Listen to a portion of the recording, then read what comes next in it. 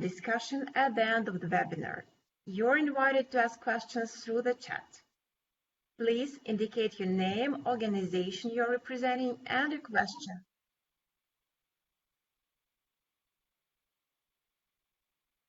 We are already 43 participants.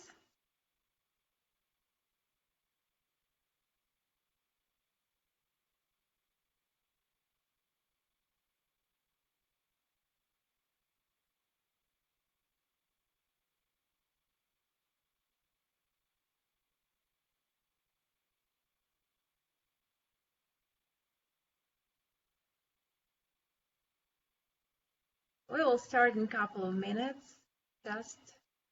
We are waiting for other participants to join, and soon we will begin our conference.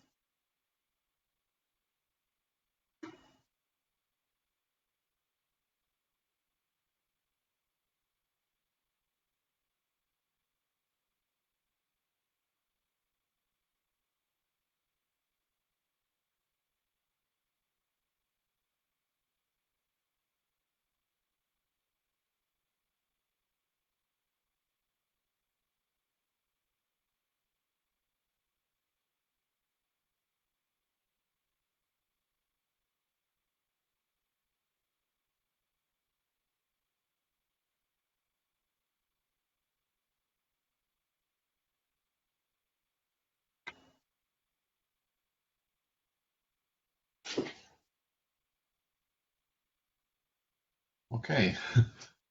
Well, I'm Gennady. I will be moderating this event today, at the beginning of it at least. And indeed, this event, which was designed as a local event in Ukraine, turned into an international event, an international conference, or we call it now. And I see people joining us from Croatia, from Slovakia, from Italy, Ukraine, obviously, Belarus, welcome. And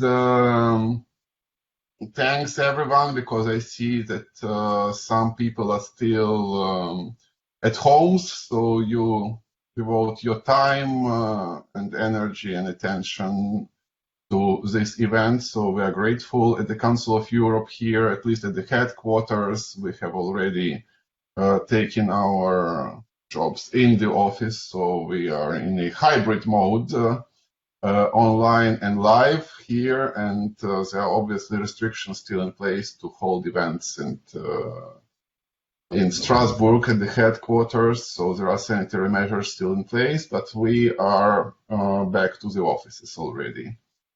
So, I see more people joining, so I think, yeah, we were fully booked, so it confirms again the interest to this topic, not only in Europe actually, because we have connections even from other continents, or more people from Austria and Belarus again, Ukraine. Okay, thank you so much for joining us. So I think it's 10, so we shall start and people can join. Darina has just explained the rules of webinars, of this particular webinar, but we know that already from our experience for last 3 months, I bet. So please keep your mics switched off. We will pass you floor. If you want to take a floor, please send a message to the chat. Hello, Dan. Yeah. Please send message to the chat, and then we will give you opportunity to speak. Please make sure if you want to address a question to a particular speaker, please note it in the chat so that we can pass the floor to that speaker accordingly. So welcome again, and we are very glad here at the Council of Europe to be able to organize this event, this international conference, today on the issue of involving children and young people under 18 in civil participation mechanisms in decision making. Actually, to be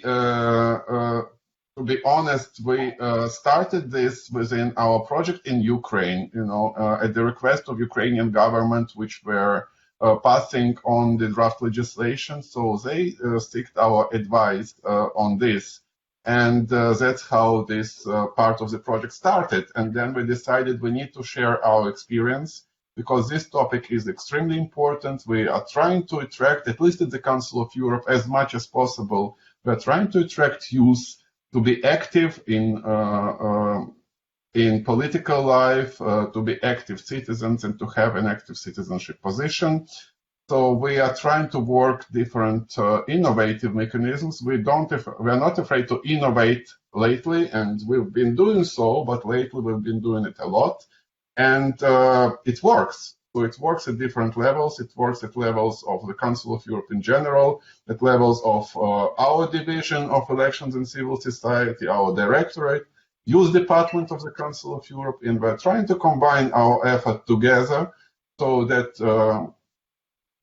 those young people, they get back to responsible citizenship engagement and also that they vote. Dan will also mention you briefly at the end of this webinar a new toolkit on vote outside the box, which we specifically designed for electoral management bodies to attract youngsters to vote, so it's mainly for primo voters, but also for youngsters who never voted, actually.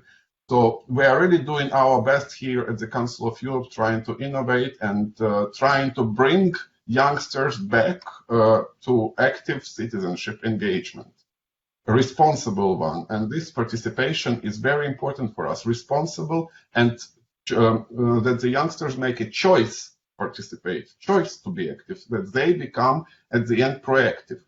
So we decided at some stage, let's forget the things which didn't work and let's try to innovate and try to invent something which will work. And this project in Ukraine serves us in a way a base for such kind of innovation, and we will be glad to spread our pilot experience not only on this topic but also on many other topics through other member states of the Council of Europe. We are grateful to our director, Claudia Luciani, who will be able to deliver opening remarks and who was able and found time to join this event also. And we are particularly grateful to State Secretary of Ukraine of Cabinet of Ministers, Alexander Yarema, who will be also delivering welcoming remarks and who supported the Council of Europe's activities throughout a certain number of and certain period of time. So with this, I would gladly pass the floor to our director, Claudia Luciani, who will address this conference. Thank you. Thank you very much, Gena. Dear ladies and gentlemen, good morning and welcome to today's webinar. I'm very happy to have the opportunity to introduce this important event this morning. It's 10 o'clock, it's sunny here in Strasbourg, and it's great to be joined by so many people and young people across Europe and beyond. Involving children and young people under 18 in civic participation mechanisms and decision-making seems like a very natural topic to discuss. That's good. It probably means we have already made some progress in this area and that we have started considering children and youth as we say, agents of change. But what more, what else can be done? Today we will discuss the role of children and youth in reactivating democracies and how civil participation mechanisms empower young people to be more active in their communities, while at the same time, I think it's very important, gaining experience, knowledge, and values and life skills that will help them succeed in their career, in their life, and provide them the opportunities to support them and make them progress in life. Increasing the level of input from civil society, citizens, and young women and men is also an excellent way of combating a big challenge we have facing our representative democracies. And that is the decreasing electoral turnout, again I mentioned this already, and the lowering trust in public institutions. But who is to act? Well, there is certainly a role for public authorities. From Kashkai's to Poltava, public authorities in general and municipalities in particular are understanding more and more and recognizing the potential that children and young people represent for the development of their communities. Many municipalities, we're seeing this, try and succeed in promoting it, notably through implementation of innovative mechanisms for the participation of young women and men in the decision-making process, such as inter alia, school participatory budgeting. However, despite these inspiring examples, children and youth still often lack the opportunity to engage in civic action. Opportunity, I think, is a very important word in this particular context. So it's lacking the opportunity to engage and influence the social and political change needed to improve their own situation and that of the communities they live in. There is also a role, as we see it, for the Council of Europe. You're seeing it right now. Council of Europe, acquis, offers guidance to our member states to make sure they do involve children in public decision-making and provide them with the right to take civic action and therefore really be part of shaping our democracies, our societies. I'm referring in particular to a specific instrument, which is a recommendation on participation of children and young people under the age of 18 that was adopted by the Committee of Ministers of the Council of Europe in 2012. There are legal frameworks, but we also need to address the culture and social practices that sometimes create barriers to children's engagement and participation, and that can be linked to discontent among youth and disconnect that we see very much from the democratic process. This is why the Council of Europe is not only content with legal frameworks, but tries very much in our bilateral cooperation with the member states to offer different tools that can help harness the potential of children and young people and ensure their inclusion into political institutions. Some examples have already been mentioned by Gena. This is, of course, pilot municipalities. Ukraine has been quite pioneering this. The pilot municipalities are already working on school participatory budgeting. The other instrument that was mentioned is Vote Outside the Box. You will hear about this more later from my colleagues. Now, my conclusion is that we have indeed achieved a lot of progress. We see it, notice it, but that we still need to invest in changing mindsets and accompanying the evolution of concepts and systems. I would notably like to suggest and invite to explore how child and youth participation can be indeed embedded in the work in a more sustainable basis. This, of course, goes through anchoring such practices in law when possible and in policies that become really the basis, the daily routine that children and young people can use in a very natural way, as we said at the beginning. But this, and I'm conscious that this sounds very high and a tall order, I think all of this makes more sense if we invest, the Council of Europe, our member states, invest more in just and equal democracy. This is really, for me, the only way really to show that we mean business, that we're serious about child and youth participation. Because you can create all the mechanisms that you want. But if there is no sense in the citizens, not only the youth, in the citizens across Europe, that there is a clear intention to have more equal and more just democracies, again, the disconnected, the discontent may probably prevail over the desire to act. Now, let me in conclusion, thank very much all of you participants for the contributions that you are making, that you will be making, and your very active role. And a special thanks, of course, to the State Secretary of Ukraine, Alexander Yarema, for promoting youth and civic participation dimensions, notably in the work of our Council of Europe Action Plan. We have a dedicated action plan for Ukraine.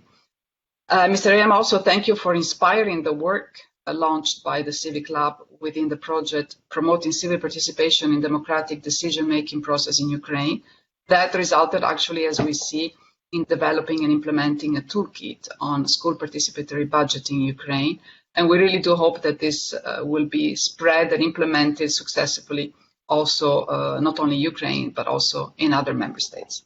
With that, I really wish you all the best. I will be following on and off, and my colleagues will tell me all about this. And again, I want to really thank you for your participation and your dedication to this very important subject. Thank you. Thank you, Director Luciani. Thank you so much for encouraging words. We really needed that, not only in Ukraine, but in order to spread this experience through our member states. And we count on your support in this respect. And we are thankful to you. We also have an important document of the Council of Europe, important recommendation of the Committee of Ministers to member states on the participation of young people in local and regional life, which we made the best use in this particular project. And as Director Luciani mentioned, we need to bring democracy closer to those young people, and that's at the local and regional level as it is possible the most.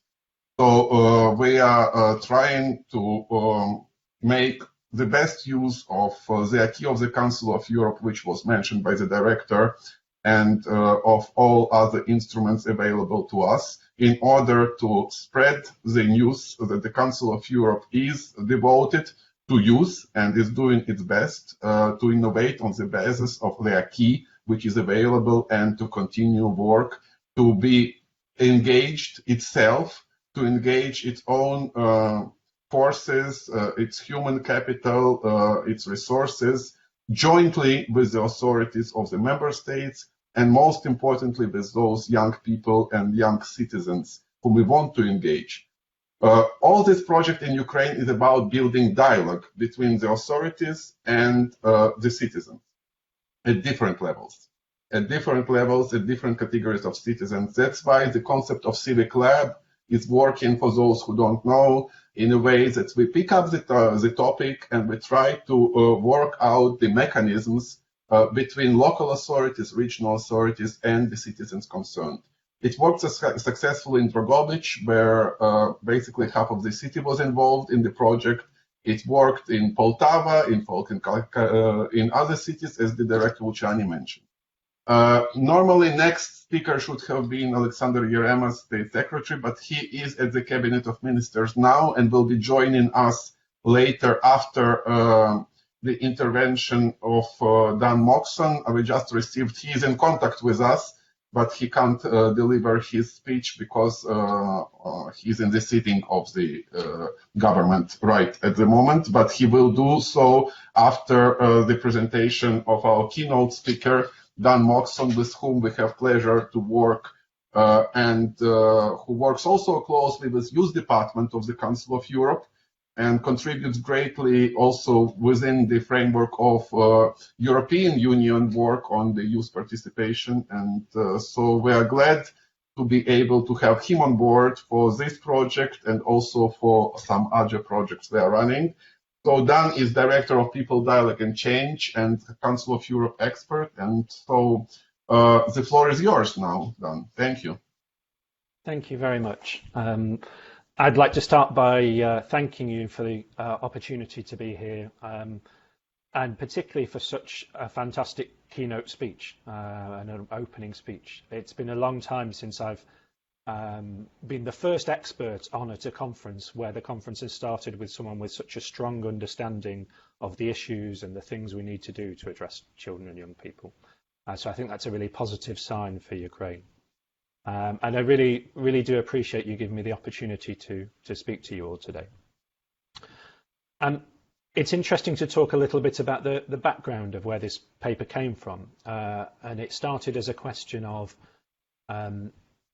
we're designing civil participation mechanisms. How do we think about the lowest age range we would put into those civil participation mechanisms? Could you perhaps give us some thinking about that?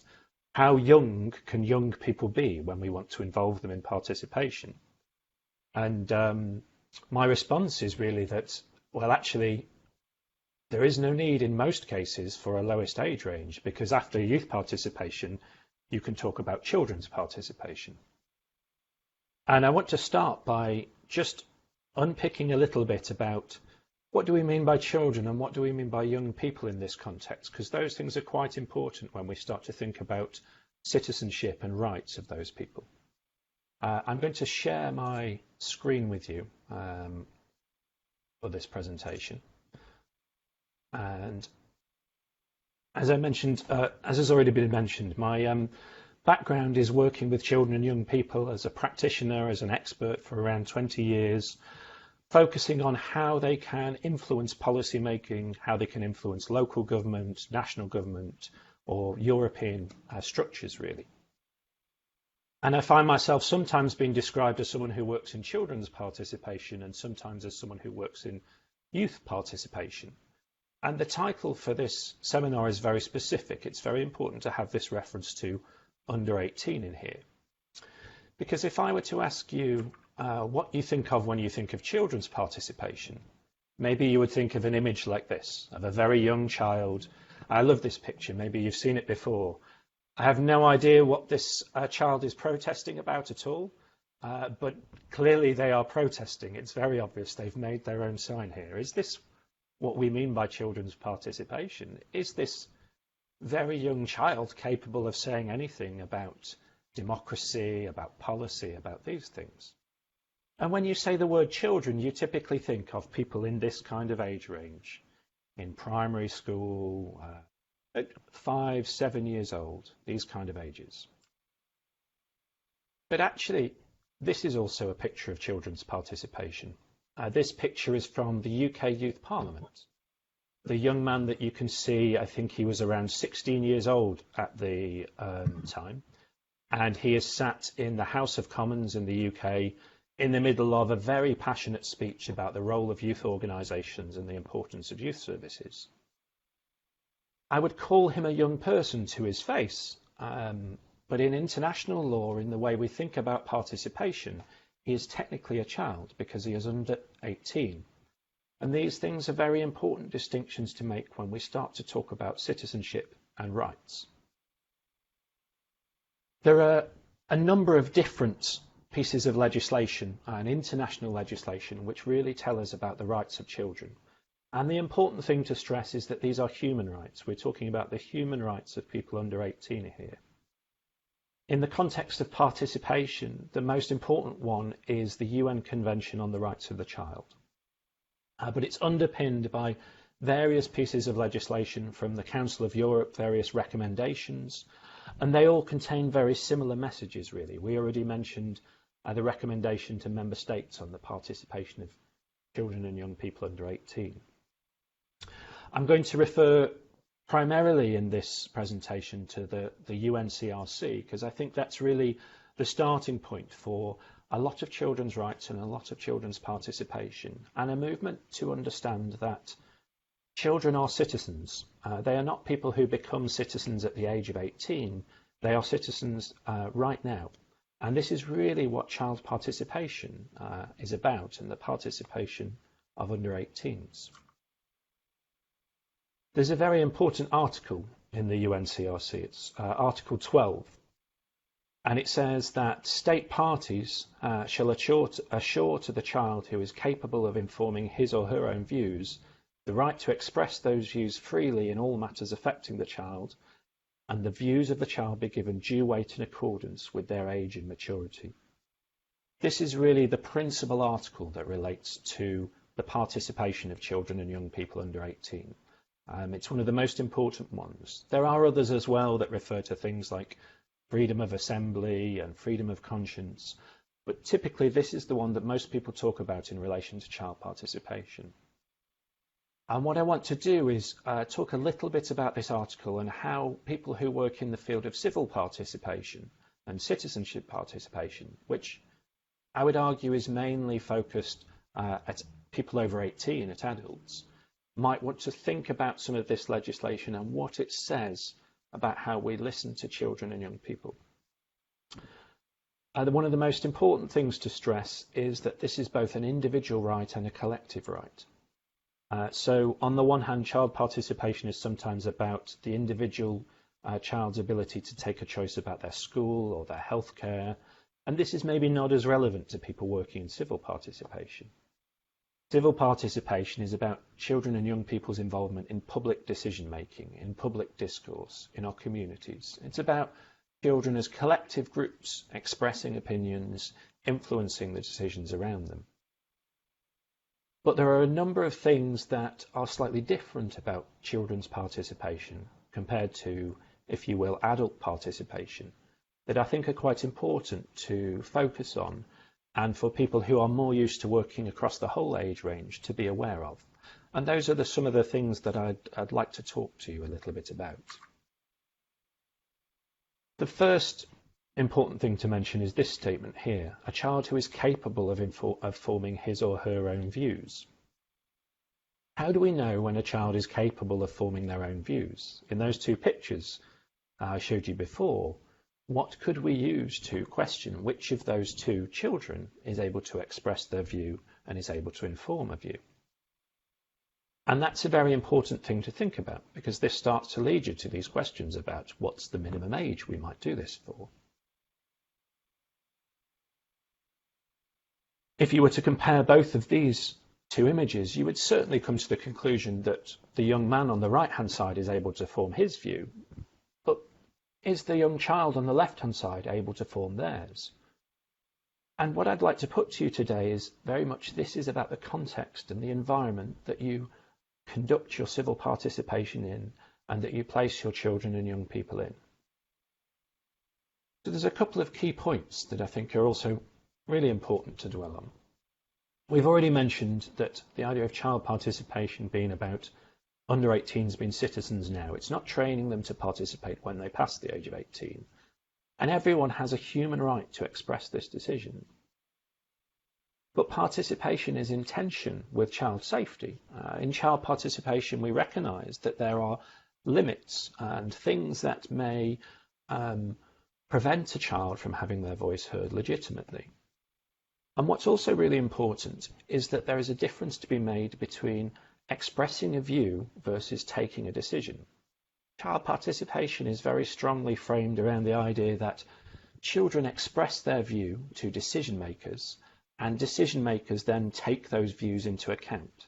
And the decision makers, whether they're local councillors, head teachers, managers of a hospital, local politicians or national politicians, they should be weighing up how seriously to take those children's views into account. But the international legislation is very clear. It is expected that serious consideration is given to the views of young people under 18, but that we can also take into account other things that may moderate those views. And this very much relates to the second part of Article 12.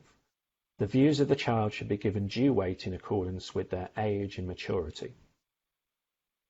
Now, it mentions age here, but when you get into the general comments, this is the general comment number 12 from the UN Committee of the Rights of the Child. It is very, very explicit.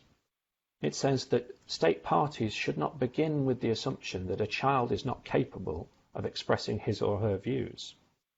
So what that means is, if you're a state body, an institution who is conducting consultation, conducting engagement work, we should not be writing off groups of children on the basis that we do not believe children can express their views. What we should be doing is thinking about how can they express their views? What can we do as state bodies to seek them? What can we put in place to make sure we hear those views, rather than just assuming it's not possible? And the guidance is very explicit. It says Article 12 imposes no age limit on the right of a child to express his or her views, and discourages state parties from introducing age limits, either in law or in practice. So what that's saying is that this right to express your view is very much from the age of birth. And what we need to be thinking about is more, not do people have this right, but how we can enable that right and from what stage we can meaningfully do it. And so when it comes to thinking about legislation, around thinking about policy, this really takes you in the direction of avoiding writing in any kind of arbitrary minimum age limit for participation mechanisms. But how do we know when a child has sufficient age and maturity? And you may have seen this image before. I don't know if the joke is common in Ukraine. But there is a saying that if you judge a fish's intelligence by its ability to ride a bicycle, you will always think that it is stupid. And this very much to me relates to the idea of children's competency. How able children are to engage in decision making relates to the environment and the situation that you put them in. To give you a bit of an example of that, very, very early on in my career, I was working in a small youth club, and we were asked to find out what children and young people thought about a new national policy for children. And we did this work with 5- and 6-year-old children. The policy was really, it was a nationwide policy on a new framework for services for young people and children under 18, and it was about how to keep children and young people safe. In this consultation, we did drawings and picture exercises with people who were aged 5 and 6 to ask them about what being safe meant to them. One of the other dimensions of the consultation was about having a strong community. So we asked people about what was important in the area they lived with. We asked them to draw pictures that illustrated what they wanted to see in the world around them. And from that, what you could tell is the views of those children and young people. You could understand that what was important to them to be safe was about having someone they could talk to when they were in trouble. What was important to them in their community was about having spaces to play and spaces that were welcoming for them to go into. Those are all things that can be used in policy making. Those are all things that could be used when the rest of that policy was created and designed. They give you messages about the priorities of children. They give you messages about the things they are interested in. Of course, when we did the same work with 15 and 16 and 17-year-olds who were still children, what we could do there was have much more detailed discussion about the policy. There we were able to talk about what the purpose of the policy was, to hold focus groups, to run questionnaires, to think about if money was allocated in the right places, and what very concrete developments that they wanted to see in their neighbourhood. All of those children, though, were able to engage in some way in that consultation process, in that participation process. And this brings me on to another really important point, and this was touched on in the opening speech. It isn't just about giving children and young people the right to participate. We also need to create environments that enable them to participate. And this is where the things we are talking about, like innovation, developing approaches that are really new and working effectively, are very important to think about. At a legislative and policy level, we can give the right for these things to happen. But at a practice level, we need to create the environment for children and young people to be able to talk freely to each other, to express themselves, to actually feel supported and confident to share their views, and to understand the issues that they're engaging in. I realised a while ago I didn't mention what this picture on the right-hand side is here. And this is, I think, a really challenging thing to think about, of the age and maturity of the child. What you'll see in this picture is a group of, I think they're around 14 or 15-year-old school children, all women, and they're in a country in the Middle East. This picture is taken as a protest against restrictions on women's dress.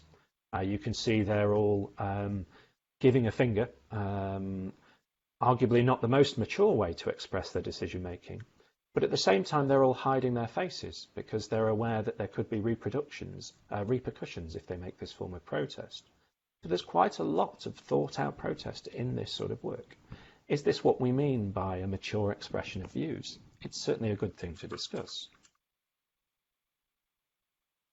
The Council of Europe recommendation to member states on the participation of children and young people talks about a few different things. It talks about having the right, the means, the space, and if necessary, the support for children and young people to express themselves within participation. And I know we're going to have some great examples of what that looks like in practice from further speakers. So what I'd like to do for you is really just to show you a couple of examples from across Europe to give you an idea of what it means to have a supportive space and the means to participate. You'll see in the paper that the general comment also really defines this quite well. It talks a little bit about the importance of having participation that is transparent, so people understand the purpose of what is that is happening. Having participation that is voluntary, so people can make a choice about whether or not they participate. Having participation that is respectful, and these are all things that would apply just as much to participation with any ages. There are a few things that are actually much more specific to child participation. We can talk about relevance. So you may find that creating these enabling environments is much more relevant to do so when your consultation or your mechanism relates to something that is closely connected to children and young people. If you're doing work around education or the youth labour market, for example, it makes a lot of sense to really engage children and young people strongly in those discussions. If you were doing work around social care for elderly people, maybe that's less relevant. We also talk about environments needing to be child-friendly and taking into account the safety of children and young people, inclusive so that people from all walks of life can access them, supported where relevant by training, to be safe and to be accountable. I won't go into each one of these things in detail, but what you can use is these as a framework for understanding what we mean really when we talk about a good quality environment for children and young people to participate. This is a really interesting example I've found over the years. I don't know how many of people in the audience speak French, and my French is certainly limited. But this example comes from the French-speaking region of Brussels. And they were having a conversation, shall we say, undertaking some civil participation around their constitution. And I think their constitution had, it was maybe 10 or 12 different principles in it that related to the rights. This one on the screen relates to equality and non-discrimination. And what they wanted to do is have a conversation with all of their citizens around what the future of this constitution should be. And so they created a website, and on that website, each different principle in the Constitution is represented by a planet, and each planet has a character on it. You will see the character here is a sort of hairy character with horns, and here's the character that represents the tribe of equality and discrimination. Each character is referred to as a tribe. And they then used this website, they promoted it in schools and held workshops around it, to share the different principles that were in the consultation with children, that were in the Constitution with children and young people. And then at the end of the website, they invited children and young people to design their own character. What would be the character you would add to this cluster of worlds? And that was a very fun and engaging thing for them to do. And essentially the conversation they're having there is, what would be the thing you would add to our Constitution? Now, I'm sure you'll agree this is a much more interesting way to talk about constitutions than perhaps sitting and looking through the technical details of the paperwork. And some of the interesting messages that came out was the importance of the environment to young people. The Icelandic government did a very similar thing, again on a constitution they were working on for a while. UNICEF there were very active in creating online videos that explained what was happening in creating the new constitution in Iceland, and used non-formal educational techniques and workshops to talk to children and young people about their views on the Constitution. What was very important was that happened alongside what you might call an adult mechanism, the major civil participation mechanism. So they designed a specific space and specific means through which they could engage with children and young people around this very important piece of civil participation. This example you'll see in front of you is a very common sort of example. This is the Greater Manchester Youth Forum. This is the city from which I'm from. And they have a sort of shadow elected group of young people who advise the city, which is a very large city with several million people, on the direction the city should take. All of the young people involved in this are between the ages of 13 and 18. So it's very similar to these models of children's parliaments and youth organisations you might talk of. This is one final example I wanted to highlight on. And this is a group called the Matchstick Girls. And this picture is about 100 years old. It was taken at the time of the Industrial Revolution in the UK. These young women are all around 14 years old, and they created one of the first trade unions in the UK. They were working in a factory creating matches, and their work was very dangerous. There were a lot of deaths, as was common at the time of the Industrial Revolution. What's interesting is they did this without any support at all, without any kind of supervisor who was an adult working with them. They acted of their own independence, and they were treated in a way as adults. They were already working, and they created a trade union movement to campaign for better workers' rights and terms and conditions. And the reason I want to mention this example is really just to highlight how our notion of when you become an adult and when you're able to participate, being around the age of 18, is actually very specific to our history and our culture. If you look at different time periods in history, if you look at different places in the world, the age of adulthood and the age of childhood varies quite significantly. And so if we look back 50 or 100 years, it would certainly be much more common to see people who are very active in their teenage years in the workplace, in the environment, in politics. In Europe, what we can see is our age of childhood is expanding, and certainly our age of youth is increasing. And it's really just important to put this into context so we don't start to perceive this idea of you can only participate after 18 as being something that is particularly based on anything strong other than just history and culture. And this is, again, something you can question when you come back to these images. What does all of this mean for civil participation? I'm going to stop sharing my screen at this point. There are a few different things I'd like to draw your attention to, really. Firstly, I think it makes a very strong case in most circumstances that in legislation and in policy, we should not be specifying a minimum age to have your voice heard. There are some exceptions to this, and we can talk about it a little bit, what that means later. Really, what we should be thinking about is creating a variety of different enabling environments that can enable children and young people to participate alongside civil participation mechanisms or with them. What that can mean is your major civil participation mechanisms, those that, if we're honest, are primarily targeted at adults. We could work on making those inclusive so that they're spaces for children and young people to come into, and that might work well for the older end of the age range.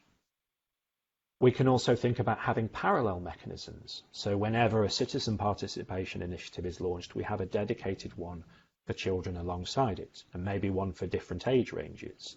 We see this a lot in things like participatory budgeting, for example. Qashqai was mentioned earlier. They have participatory budgeting in schools, but also participatory budgeting in the community. And it can also mean making dedicated initiatives for children, things like civil councils, children's parliaments, things that cater just to the needs of children. So it's not that we can't target a specific civil participation mechanism at a particular age, but that we might use different dimensions, different initiatives within it to run alongside it or as part of it to make it accessible to children. So that age does not form something that prevents people from having their voices heard. What's quite important to think about this, remember I touched on at the start that child participation makes a difference between expressing a view and being involved in decision making. And that's very, very important to think about because it gives you the few bases on which you might find it necessary to set a minimum age range.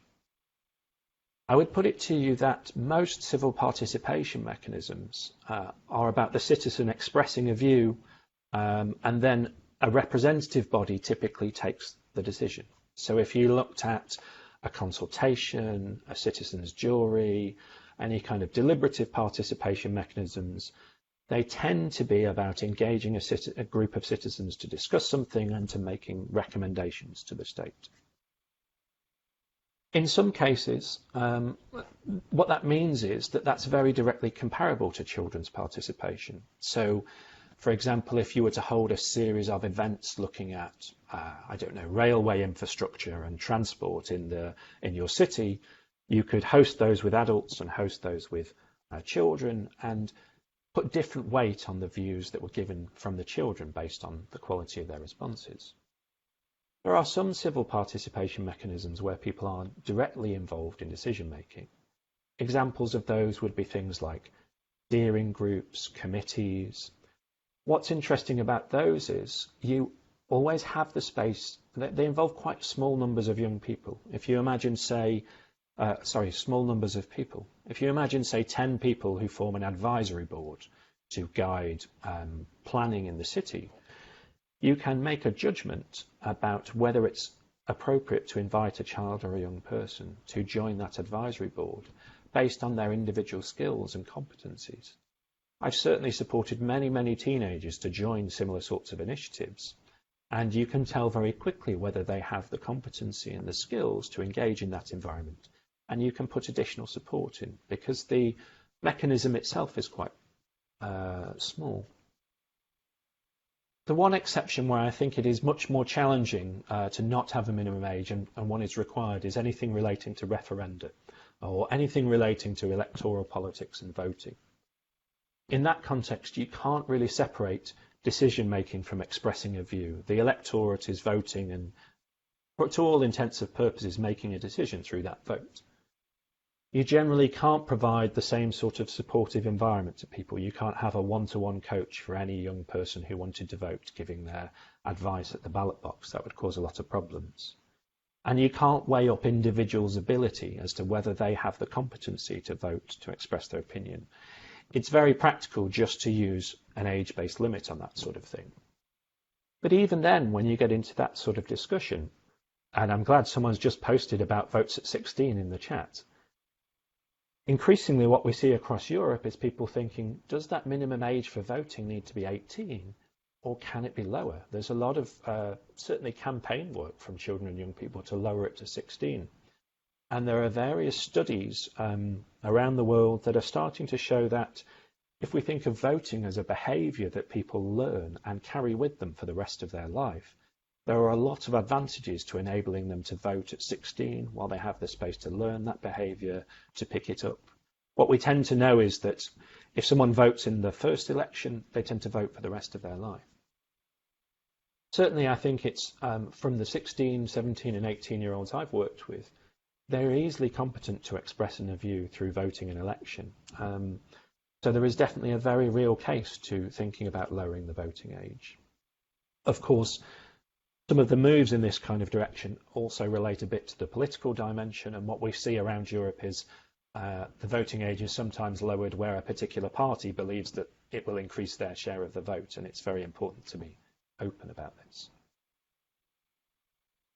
Finally, I want to touch a little bit on the idea of civil society, and this is one of the other ways that involving children and young people under 18 is typically very different to how we think of civil society for over 18s. If you imagine our model of civil society in civil participation, crudely speaking, is that a group of citizens can come together, say from a particular neighbourhood or a particular ethnic group, and choose representatives who will advocate on their behalf and run an organisation to represent their interests and views. This is a very important part of our democracy. That model doesn't particularly work well for under 18s, and there are two reasons for that. One is that in most countries, under 18s are not allowed to sign the legislation and the paperwork and to set up organisations themselves. This could be changed, but there are also a lot of different complications about finances that would come with that. What's more important to recognise is that children aren't children forever. So in countries where it is possible to create an organisation or an environment, say from 16 years old, what you sometimes see is children creating these organisations, and of course in 2 or 3 years' time they're no longer children. They've grown up. They've moved on with their lives. And this makes very unstable organisations, because what you would have is a continual change and a continual flow of people moving within them. Anyone who's been involved in civil society knows that having dedicated long-term volunteers and activists is what makes an organisation function effectively. So any civil society mechanism that's involving children really has to cope with the fact that it's the group of people that it's working with is changing very, very regularly every couple of years, both as they pass the age of 18 and move on, but also because people's needs change within that age bracket. A lot of things are affected by them.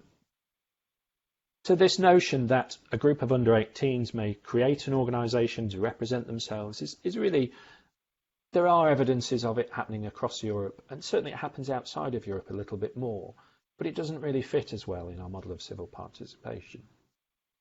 But that doesn't mean that civil society doesn't have a role at all. And there are a number of civil society organisations, or what you might call different models of civil society, that we can talk about.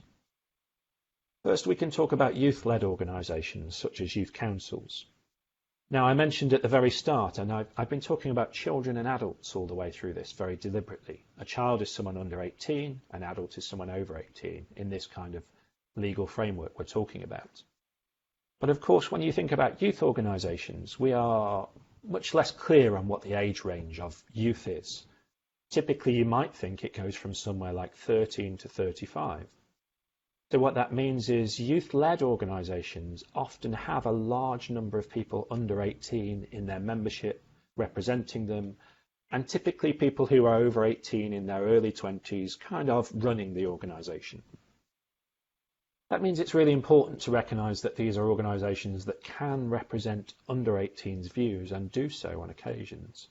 But you really have to look at the specific details. Are they separating out the views of those under 18s so that you can hear them differently? Are they actually engaging with that group as much as the older age range? But it's a really important thing to bear in mind. The other sorts of organisation we can talk about are organisations that are based on some sort of participative partnership between adults and children. This is where you might have a group of supportive adults, be they children and young people's workers, social workers, who run some sort of NGO but are deeply committed to participation. And they would set up mechanisms within their organisation to enable children to lead that organisation and different groups of children to lead it, while still having a consistent group of adults that very much sign the paperwork, do the work, steer the organisation over the years. These organisations, I think, are a real asset to civil participation. These are the sorts of organisations you can work with who would very much have the skills and the abilities to develop enabling environments for children and young people. Of course, the quality varies, and the extent to which they are led by children can vary depending on what their intention is. I think if anyone is looking for examples of organisations like this, a good place to start might be the Eurochild Network and its members. Finally, it's really important to mention that we can also talk about adult-led organisations who advocate for children. This could be an example of a parents' association or a teachers' association. Now, these organisations are part of civil society and they have their own right to be heard, but it's really important to recognise that's not the same as listening to children and young people. The views of a group of parents or a group of teachers, for example, are different from the views of the children, and those organisations can't speak on behalf of others unless they're really doing that participation work themselves. I would say that pretty much brings me to the end. I think the key message I would like to leave you with is to think about avoiding prohibiting things in legislation as much as possible. And in practice, to think about creating methods, models and mechanisms that enable people under 18 to be involved. I won't for a minute pretend that across Europe we have the ability in all places to do really effective participation, particularly with young children. But what I can say is the children's rights movements and the child participation movement, since it has taken a stance that we should be attempting to do this, is really progressing in lots of ways and developing many, many new practices. And so as policymakers or as legislators, what I would say is if you can create the right structures and frameworks for this to happen, you have space for innovation and for practice, particularly in settings like schools, in youth organisations, for people to really engage in new ways of bringing children and young people to the table. I'd like to thank you very much for taking the time to listen to me. I'm happy to take any questions. I can see there are a few in the chat that I will try to have a look through and talk to.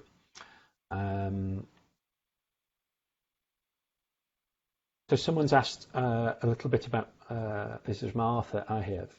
Could I comment on the Votes at 16 bill in combination with teaching young people to think critically? I think the combination with education is very important throughout all of this, and having schools and primary schools that really teach people about democracy, rights and citizenship is crucially important.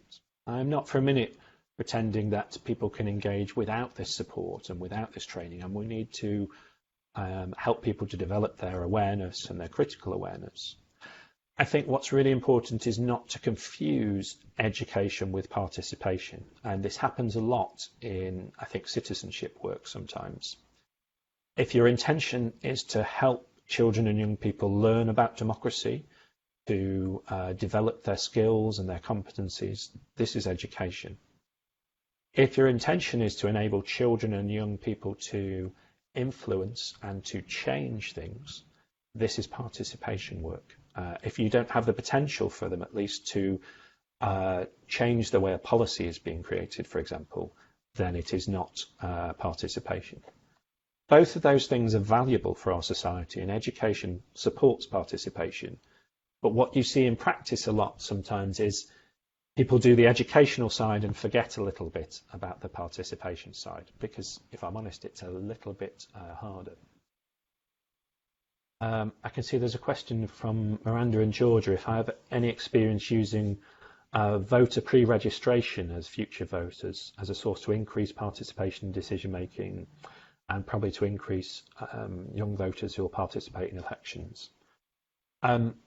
I don't have a huge amount in that, but what I've certainly seen is things like children's parliaments, youth parliaments have linked voter registration very strongly to the work that they're doing, so that in any environment or mechanism where you are engaging with children and young people around participation, you are also encouraging them to register to vote at the right side. And I think it's generally accepted that registration is a barrier, so if we can get people across that barrier, it certainly helps them.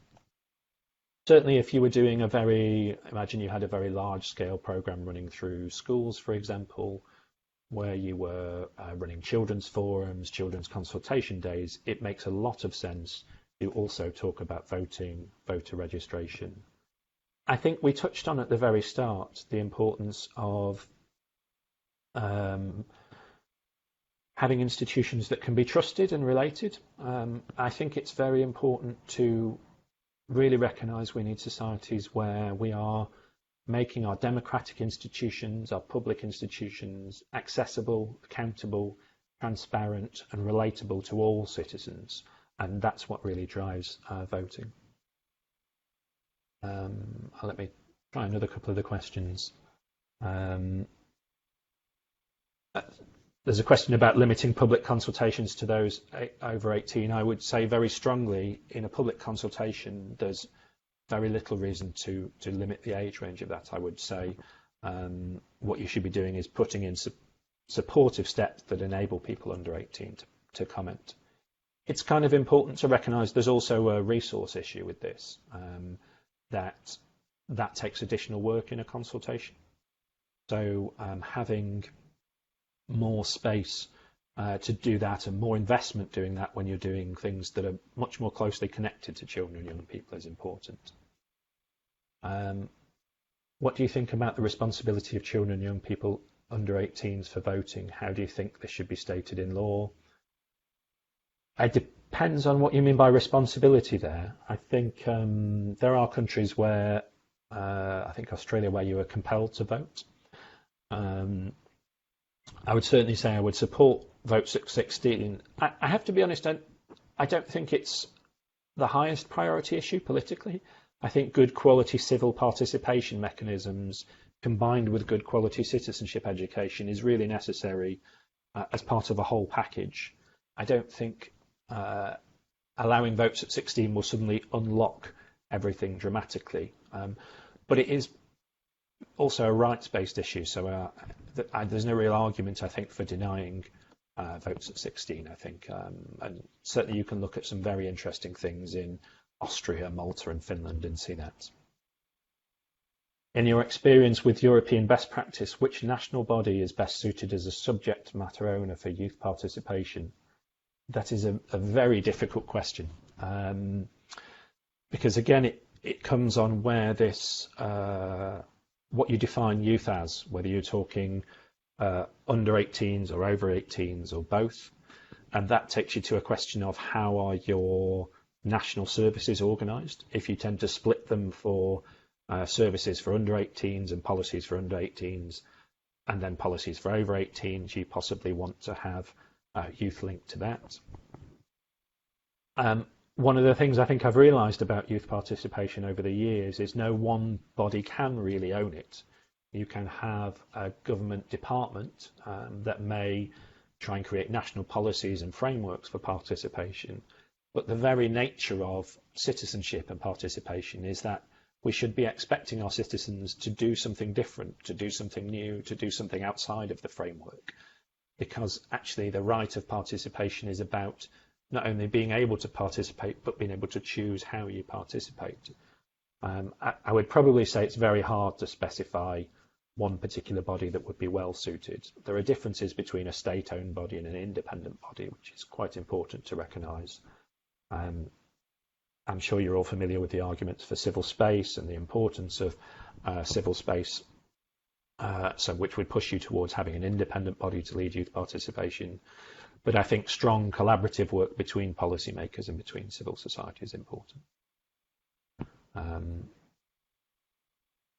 So I'll just read a comment from Helmut here. It says, just to comment on voting at 16 years. In Austria, it is possible, considered a great achievement. Still, it only works as part of a package of measures to promote civic education, including schools. But here challenges persist in practice because civic participation is often opened up, mixed with party politics and schools. Teachers often struggle with this. It's essential for schools to promote and support civic education without party politics, and a stronger focus is needed on teacher training to support education in schools. I certainly couldn't agree with that comment more. This is very much this having a whole package and a whole selection of things to talk about. I can see Mitos here is saying it's important for children to learn democracy with participation in schools. And again, I would say very much it is important we educate and teach children and young people about democracy and participation. But I think it's also under that you need to be really clear. They have a right to participate whether or not they've been had that education or not. You aren't required to train how to participate before you have that right. It comes from birth. I think that's probably a good time to hand back to the moderators, looking at the timing wise. I can see there's a question about COVID, which I think is probably very much more complex here and would take us into a lot of discussion about digital methods, and that's probably a good place to draw the line. Thank you very much for your time, everyone. Thank you, Dan. Indeed. Well, this COVID question could be complicated, and thanks a lot for this wonderful presentation, and thanks the audience for the questions, in fact. Indeed, the element raised by Arthur Acheyev, and to which you replied, critical thinking, is incredibly important, because here at the Council of Europe, we think more and more about that also. Sometimes we try to work out, as you quite rightly mentioned, as Director Luciani mentioned, we're trying to work out and develop something which we think is good for children, but which children and young adults don't necessarily need to think is good, because for them it's not good, because we try to create something which is good for us, but it's not necessarily in line with new generations' expectations. Forget Generation Y, Generation X, Generation Z is totally different again.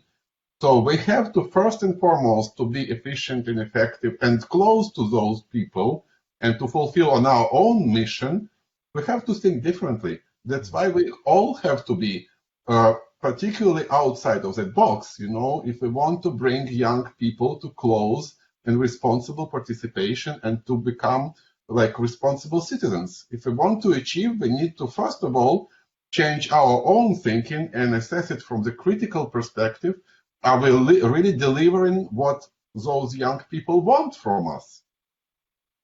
That's how Council of Europe will become efficient and effective. That's how our webinar will become more effective. And that's what we say, you know, if it touches upon those young adults, that's how we can work.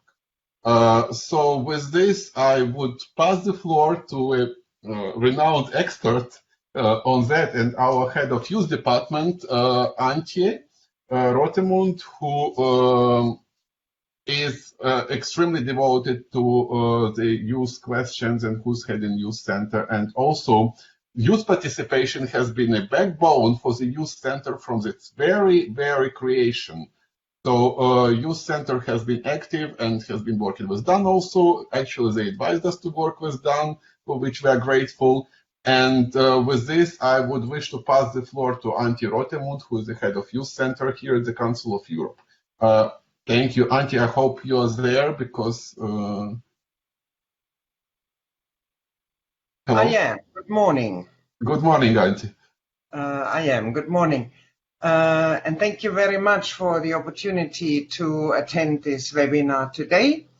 Good morning from Strasbourg, ladies and gentlemen. My name is Antje Rotemund. As Gennady said, I am the head of the youth department in the Council of Europe, which is part of the Directorate of Democratic Participation, which gives you already an idea what is the priority of our work in the youth sector. And the youth department consists of 2 European youth centers, one in Strasbourg, one in Budapest. The European Youth Foundation, which is a funding mechanism which is quite unique in the world because we are funding only youth-led projects, and we can also, I followed the presentation of Dan. I think it's a very interesting discussion about whether youth-led projects can actually reach what you want to reach. And we, of course, also in the Council of Europe, like in other sectors, have in the youth sector, intergovernmental cooperation, where we work together with the line ministries of our member states on developing on youth policies. And there we are practicing something which we call the co-management, and I will say a little bit more about it later. I only have 5 minutes, so I will rush you through my little information speech. And I hope that we will have afterwards still a couple of minutes for questions and answers. Well, first of all, the title of this event is Involving Children and Young People. And I would like to ask you the question, when does a child become a young person? When does a child become a young person? And when does a young person become an adult? And how do we call that period which leads from this more or less dependent childhood to what we hope autonomous adulthood? There were talks about children under 18, youth, and so on. And I think it is important to understand how we operate in the Council of Europe and with which definitions we operate. Because in the Council of Europe we have both. We have a Children's Rights Division, and they operate on a legal definition following the UN Charter of the Child Rights Charter of the UN, meaning everybody under 18 is considered a child. In the youth sector, we are operating with a sociological definition. That means we are describing the period of the transition from a dependent or more or less dependent childhood to an autonomous adulthood. And if you look in your national legislation or programs, you will find that most countries would have a legal definition of what is childhood, but not have a legal definition of what is youth. But there are programs that are very often defined, which for young people which have age brackets. Dan mentioned earlier on 13 to 35, but you would find many different ways of defining the youth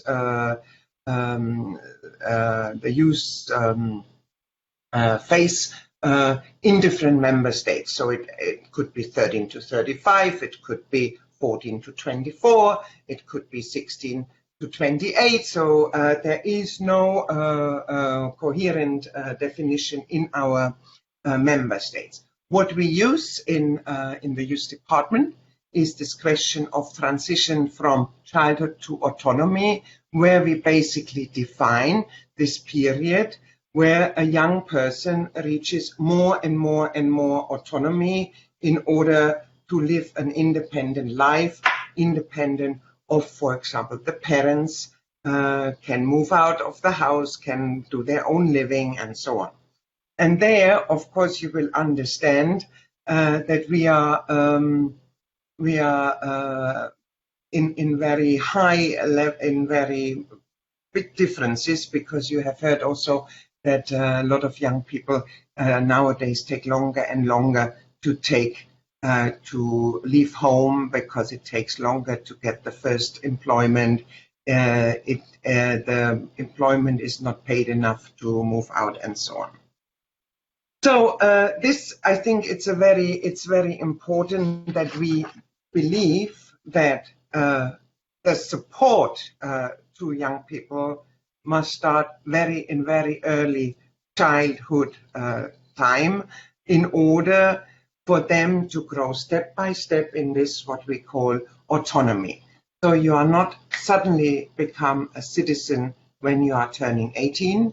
You are not born as a natural gifted democrat, and one is not born as an active citizen.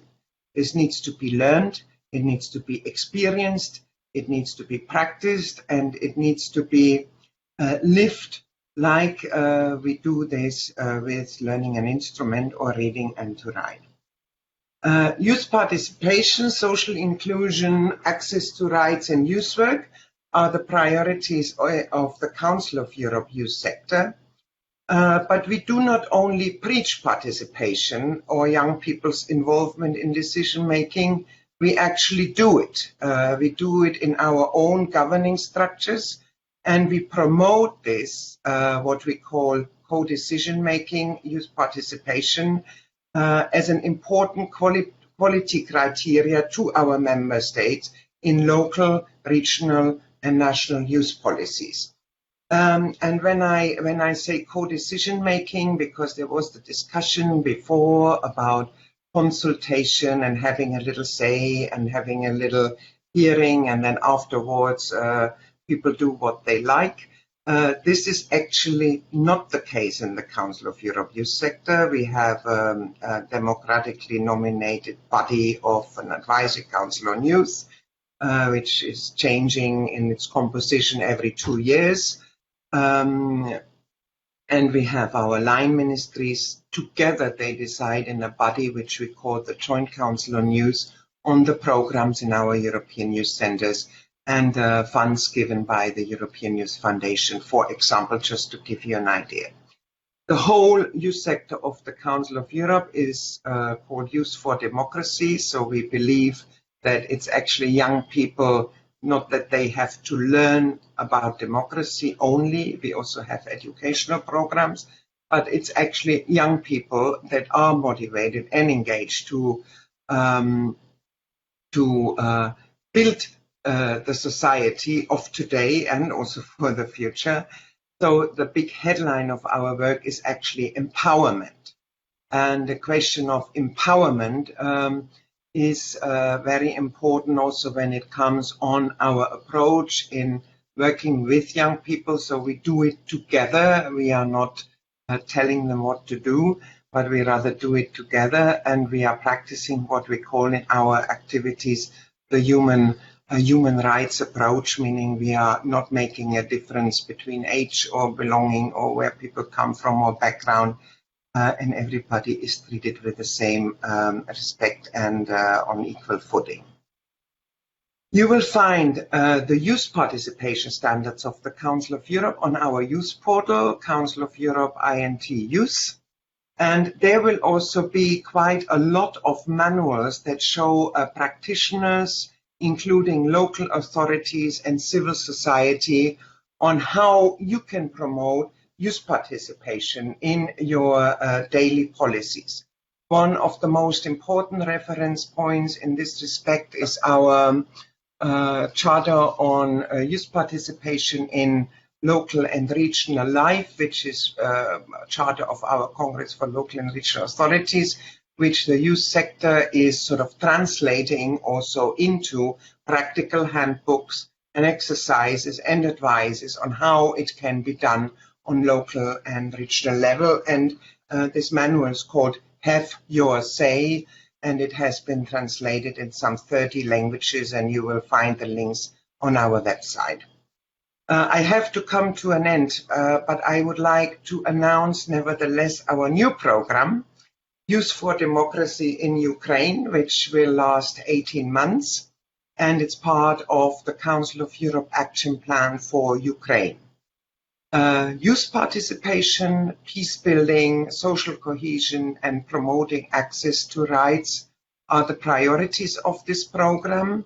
And the program is actually set up to support municipalities and amalgamated communities in Ukraine to implement innovative and youth-friendly policies and programs for youth participation and civil engagement.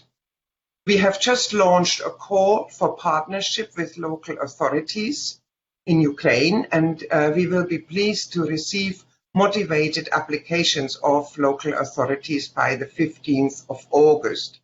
We are working, of course, and for many years in very close cooperation with the Ministry of Youth and Sports in this project. And if you want more information on it, you can also get it from the ministry.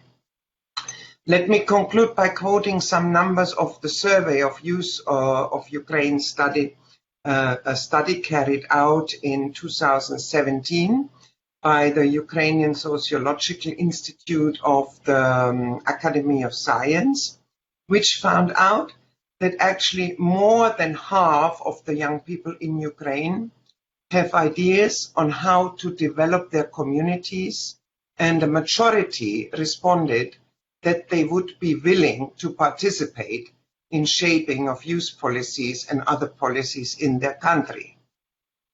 But there is another majority of young people who say they don't know how to do that and how to get access to participation structures, and that's over 80%.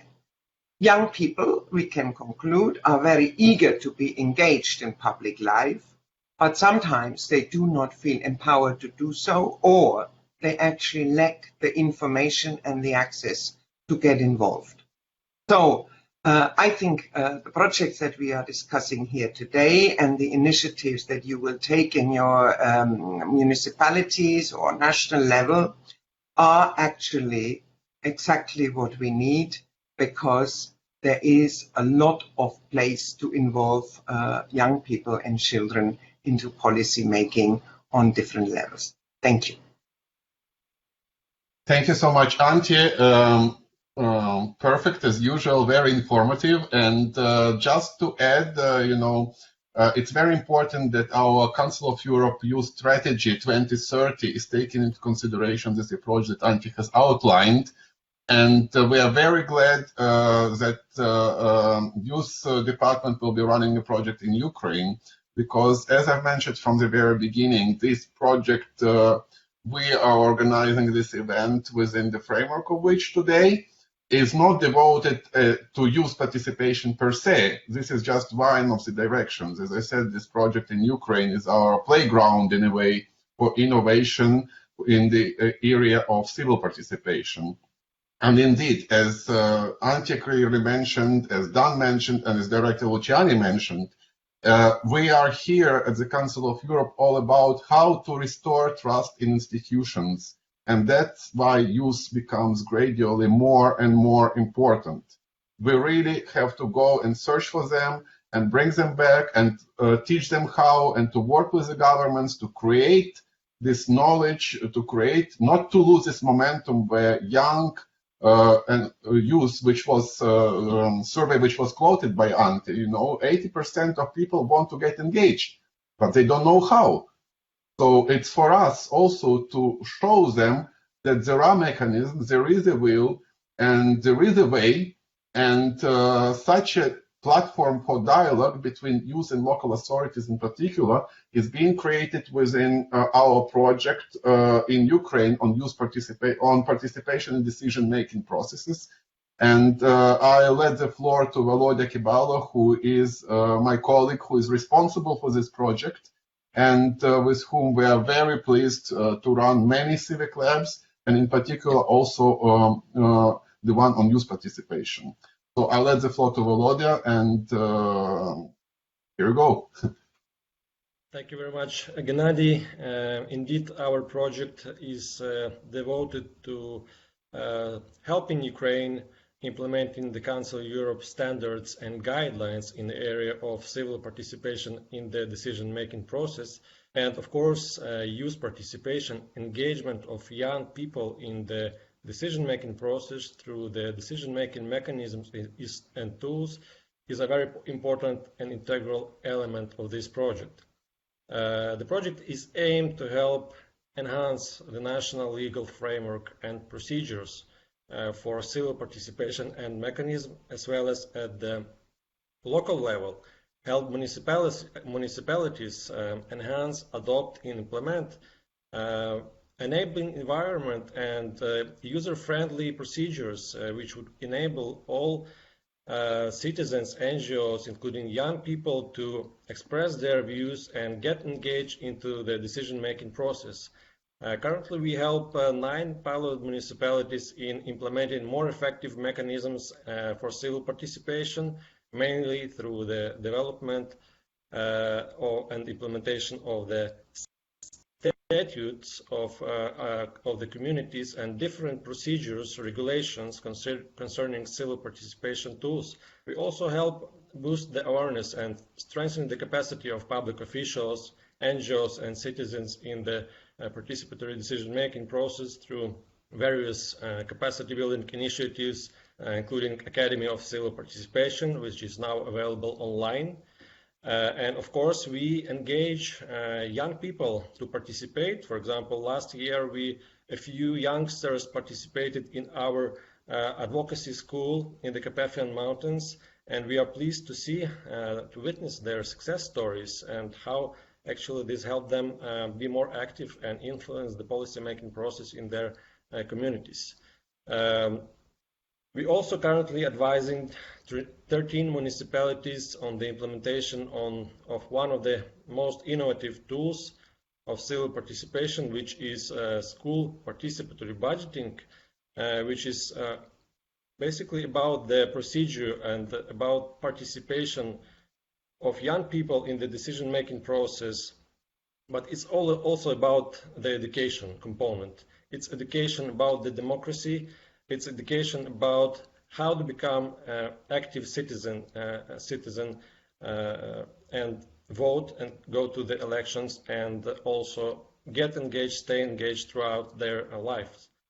I would like also to thank many stakeholders, representatives of public authorities, municipalities, NGOs, of course, students, school children, and school teachers who helped us through our civic labs, offline and online, develop the toolkit on school participatory budgeting, and now pilot it in a few communities, in a few gromadas. Representatives from Ternopil city will speak about it, also from Krolevets amalgamated community will speak about their plans, and we are very happy to hear about their progress in this regard. I also like to thank our international expert Quentin Oliver, who mentioned about COVID, and indeed it's very important to help public authorities, especially municipalities, to ensure sustainable engagement of citizens and public consultations during these restrictions when face-to-face meetings are not possible.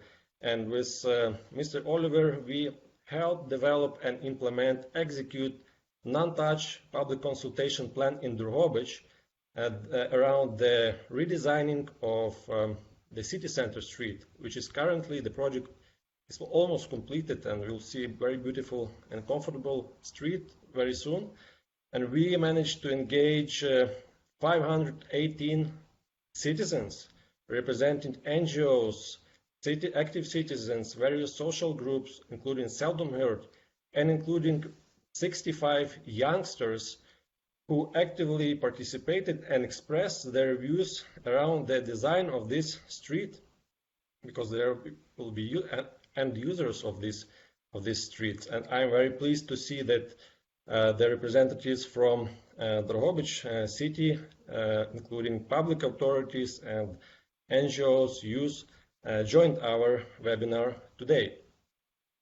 It's very important to create enabling environment, both legal and practical framework, and set general standards for the enabling environment for children participation, cultural shift, and capacities of all stakeholders in this process. And we also read the comment that in Ukraine, and I believe in also many other states in the world, many municipalities have different approaches towards setting opportunities, barriers, challenges, limitations on the access of children under 18 to the decision-making mechanism. And unfortunately, this is a case for many municipalities across Ukraine, and I am very thankful to Oksana Pavlyuk and Ministry of Development of Communities and Territories of Ukraine for starting a dialogue, expert debates around the new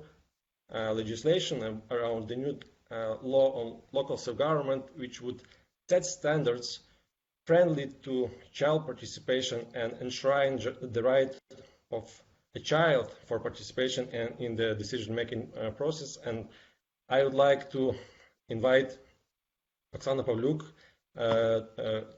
who is the head of the expert group for local self-government development and the Ministry of Development and Communities and Territories of Ukraine, to highlight some of the specificities of the national framework for civil participation in Ukraine in terms of how children and young people under 18 can take part in this mechanism, or will be able to take part in these mechanisms thanks to the new law and new provisions.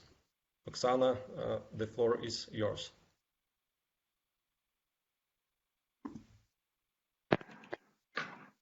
Hello, dear friends. Can you hear me? Yes, we can. Yes. My pleasure to participate in this webinar, and a lot of thanks to Volodymyr, to the project of the Council of Europe for invitation, because involving children and young people under 18 in civil participation and decision-making process is very actual topic for the Ministry of Development of Communities and Territories of Ukraine in context of decentralization reform and drafting new legislation on local self-government.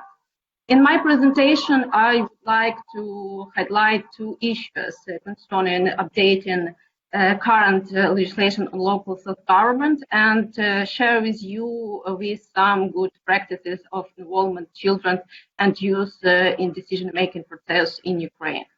Talking about current legislation on local self-government, I would like to say that there is no special provision concerning involving children and young people to decision-making process. There are a number of participation tools, such as local initiatives, public hearings, meetings of the territorial community, local referendums, and reference to the other law concerning electronic petitions. But as Volodymyr said, we started the process of updating current law on local self-government because the current law provides only general aspects of this participation mechanism, and more details, regulations must be ensured in local status and communities. In my point of view, these participation tools need to be improved in line with new and modern technologies. At the same time, we have to save local self-government internal autonomy and gave them opportunity to develop its participation tools depends of needs and special conditions of community. Second slide, please. Yes. As I said, Minister Grigon initiated drafting a new legislation on local self-government last year. We requested to support to national experts and international organizations because one of the main objectives of this work is to adapt Ukrainian legislation to the European Charter on Local Self-Government. And of course, we aim to increase opportunities of citizens to participate in decision-making process at local level and to develop inclusiveness, would mean avoid any forms of discrimination because it's really actual is essential task for ministry in the context of decentralization reform. And now draft of the law on local self-government is published on the ministry website for public deliberations. And I have to say a lot of thanks to the Council of Europe for great support on this process, in the deliberation process, especially to the project promotion civil participation in democratic decision-making in Ukraine and program decentralization and local government reform in Ukraine. For really help, very good professional help, support, and involving the best experts of in Ukraine. For our Department of Ministry request, we received very operatively informal note on children participation within the new law of Ukraine on local government in Ukraine, prepared by Election and Civil Society Division of the Council of Europe. Within the project promotion civil participation in Ukraine in cooperation with Dan. Thank you, Dan, for your help, because I must say that this note helps us, ministry, to clarify many European standards and European countries' practices concerning involving children to decision-making process. After analysis of this document, we correct our mistakes, which was in the first version of draft law. And now, as a result, we surprised and stated in the draft law main provisions regarding children and young participation involving the decision-making process. Second slide, please. Next slide, please. We stated Article 5, which is dedicated to define the rights of children to participate in local governance and youth promotions. First of all, there is no age limit on the right to the children to express his or her views. It's defined that local self-governments have to provide an enable environment to the children who is capable to form his or her own views, to express their views freely. And as I said, avoid any forms of discriminations and encourage opportunity to children of all social groups to be involved. So it's really because of a very good recommendation made by Dan. Slide third, please.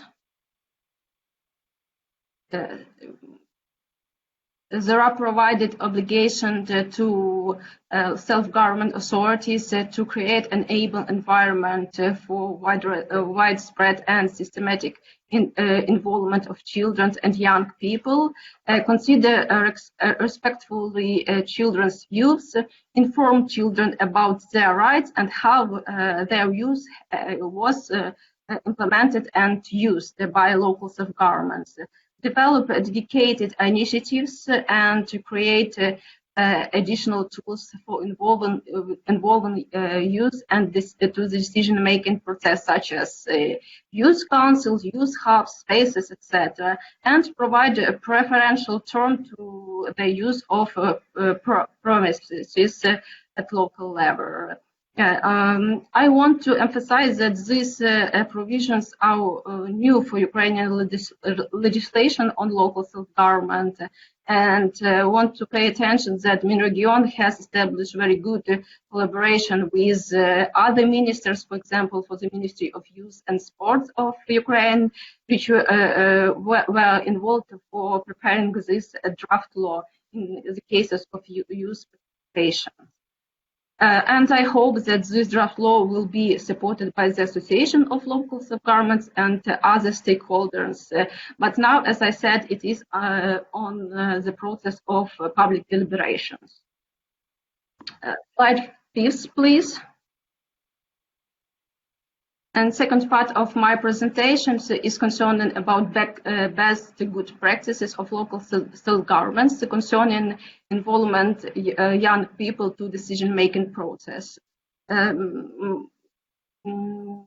The annual contest, best practice of local self-government, is which has been held in Ukraine since 2012, is arranged by Ministry of Development of Communities and Territories of Ukraine in cooperation with the Council of Europe program, Centralization of Local Government Reform in Ukraine, and in partnership with the Ukrainian Association and Local Self-Governments.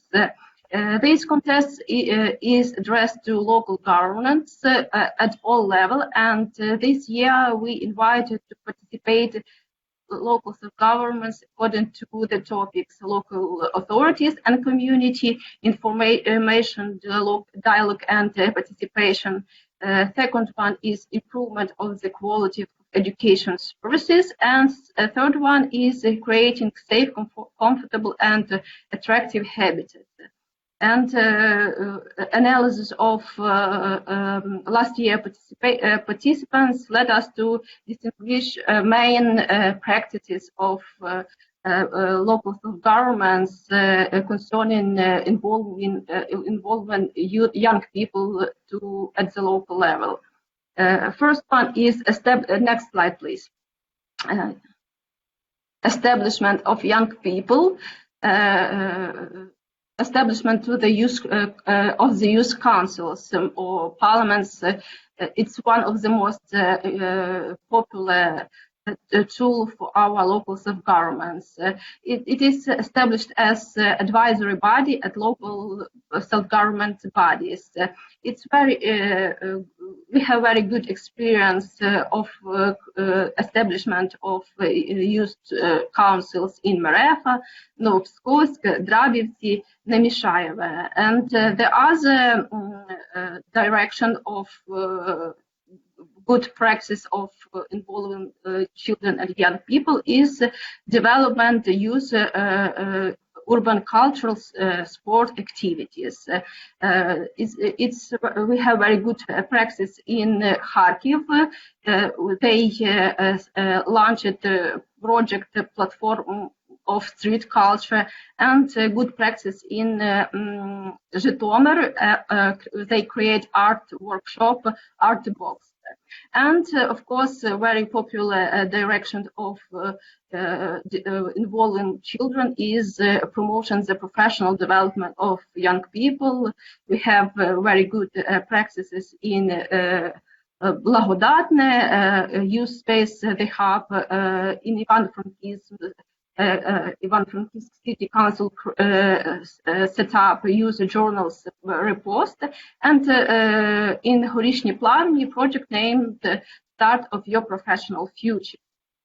As we can see, despite the lack of regulation on the central level, Ukrainian communities from the small villages to big cities like Kharkiv try to create and enable environment to facilitate and the participation under 18s. And I hope that our common efforts will be successful and help to children and young people all over the Ukraine to achieve, to be active in managing their communities' development. Thank you for attention. Thank you very much, Ms. Pavlyuk. And now I would like to invite Maxim Latsiba, who represents a Ukrainian think tank, Ukrainian Center for Independent Political Research, and helps as the expert to the Council of Europe project to enhance procedures for civil participation mechanisms, to advocate for more environmentally friendly policies for civil society development in Ukraine. Maxim, you have been actively working with public authorities at the national, regional, and local levels, and what are the best practices, trends, and maybe challenges or areas for improvements, directions for areas of improvements in terms of engaging young people in the decision making? Would you highlight, please, some of these? Thank you very much. Hello, dear colleagues. Thank you, Council of Europe, for this very interesting seminars, and involving children and young people to the public consultation process is very important. In Ukraine, at the level of law, there are no restrictions on the participation for children and youth in consultations. For example, Government Decree 996 establishes a procedure for consultation for officials. The procedure says that any citizen, regardless of age, can participate in consultation. Children and young people also have this right, but don't use very actively. Sometimes children or youth organizations take part in consultation. For example, in Ukraine we also have law about voluntary, and the right for volunteer is only for only 14 years old. But we know best practice not to limit the age of volunteering. Also, the law on citizens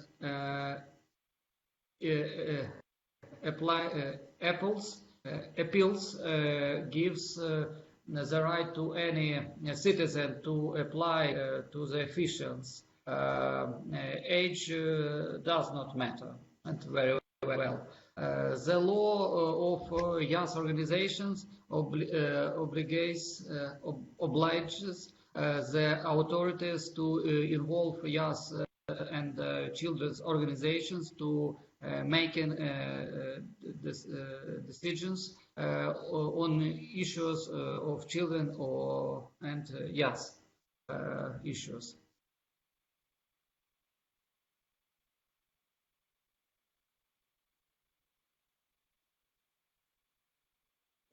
Also, we have the law on local government in Ukraine, and this law guarantees right. This right, for example, for public hearing, local initiative, electronic petition, general meeting of citizens, and other rights and guarantees in this law. And detailed procedures for ensuring these rights are established by the City Council, and in this level start age discrimination. Most city council now in Ukraine have recognized that 8 years old citizen registered in a community have the right to the tools of local democracy. It's a general practice, but we have some progressive cities practice. Some cities council have reduced the age of involvement. For example, Lviv City Council has allowed the use of participation mechanisms age of 16 years old. It's good. Positive practice of involving citizen children.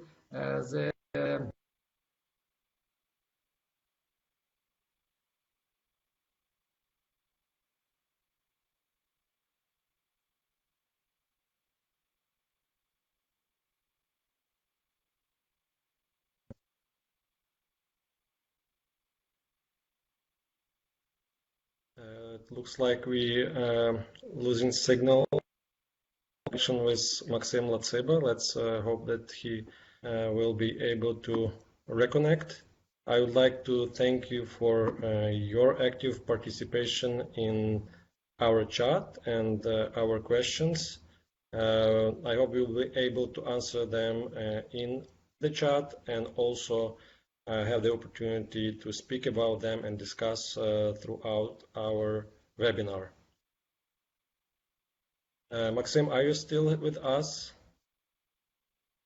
I know that also many youth organizations are today here with us, and I would like to encourage you to take this opportunity and to speak, to express your thoughts, comments, opinions, and your feedback, actually. And I can see Maxim back with us. Maxim, please continue. Bad internet, excuse me, bad internet. My Finnish message about now in Ukraine very important process. Ukrainian government preparing two important bills on public consultation and on local self-government. And it's important to ensure the rights of children and young people in this people to participate. And for us, very important recommendation from Council of Europe. Thank you.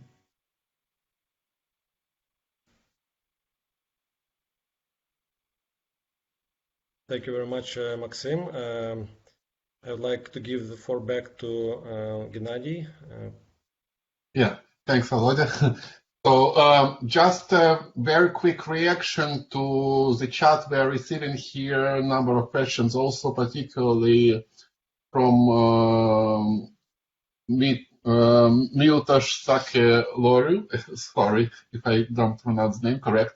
So talking about vulnerable and disadvantaged groups, I just wanted to say that we have not forgotten at all that category, and on the contrary, we have developed, we're at the beginning of finalizing it, a special toolkit for working with young girls and young women from disadvantaged groups and vulnerable groups. So particularly to learn them leadership skills. You know, this is something we consider very important as well, and this will be promoted also very soon. So again, it was designed in Ukraine, which is our playground for many activities. So we decided to specifically concentrate on those young girls and young women from vulnerable and disadvantaged groups, because they have double disadvantage, if we may say, in certain member states, even, you know, given some cultural contexts and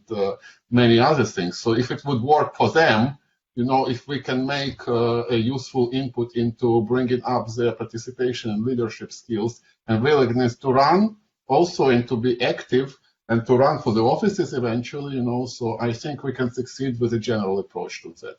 So I think that the way we work is we are trying to combine number of skills and number of thematic knowledge we have and try to innovate and try to really make it comprehensive in a way that we structure our policy and our intervention in a way of bringing youth back to vote, but to vote responsibly, or maybe not to vote, but at least to have a responsible civic position and civic engagement.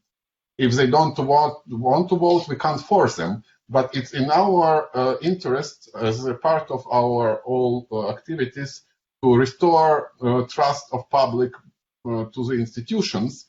We need to tackle this action from different angles, trying to win their confidence. And we really have to direct our attention and our action towards younger generation. I think that's how we should act, and that's why it becomes gradually important. And we do tackle all the angles indeed, including disadvantaged, vulnerable groups, including women, including others. So this is my small intervention. I bring the moderation back to Volodya. Thank you. Thank you very much, Gennady. I know that also many experts are following this webinar, and those who are working in back offices of the members of Parliament of Ukraine. And I know that Mr. Viktor Sipelev is with us, and I know that MPs have some very interesting initiatives regarding the mechanism and use policies from the side of the Ukrainian Parliament. Can you please briefly share with us, because as you can see we are running out of time. Okay, first of all I want to say thank you to invite this conference. Yes, I'm just associate. I'm sorry. I want to say about some interesting moment about use policy. It's a new project law. It's about most of all a lot of participation. Maybe you know that of course we support the idea of democratic and civil values in all of youth, and in our country we created conditions for development of citizens through student council at school, local different youth councils in municipality, youth and children non-government organization, and in our law, children from 6 age old can become members of children public organization.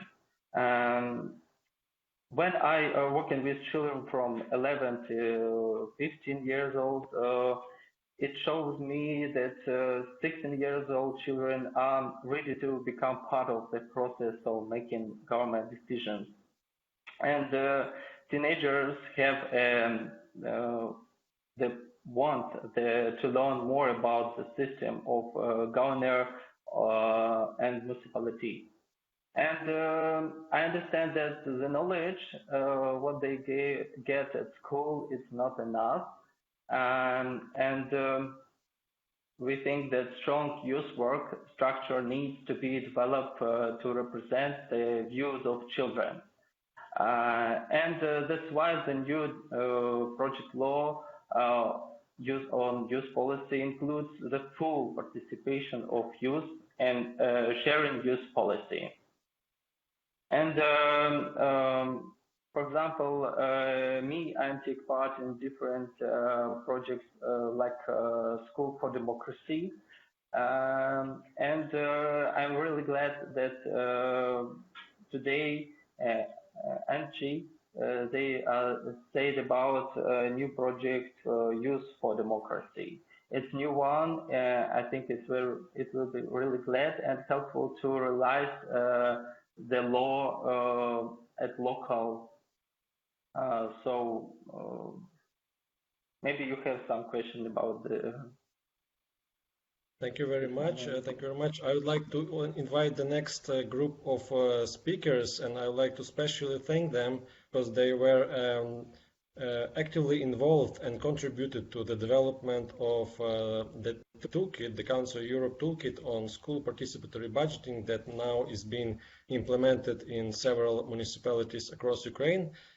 And for example, in Ternopil, the regulation for school participatory budgeting would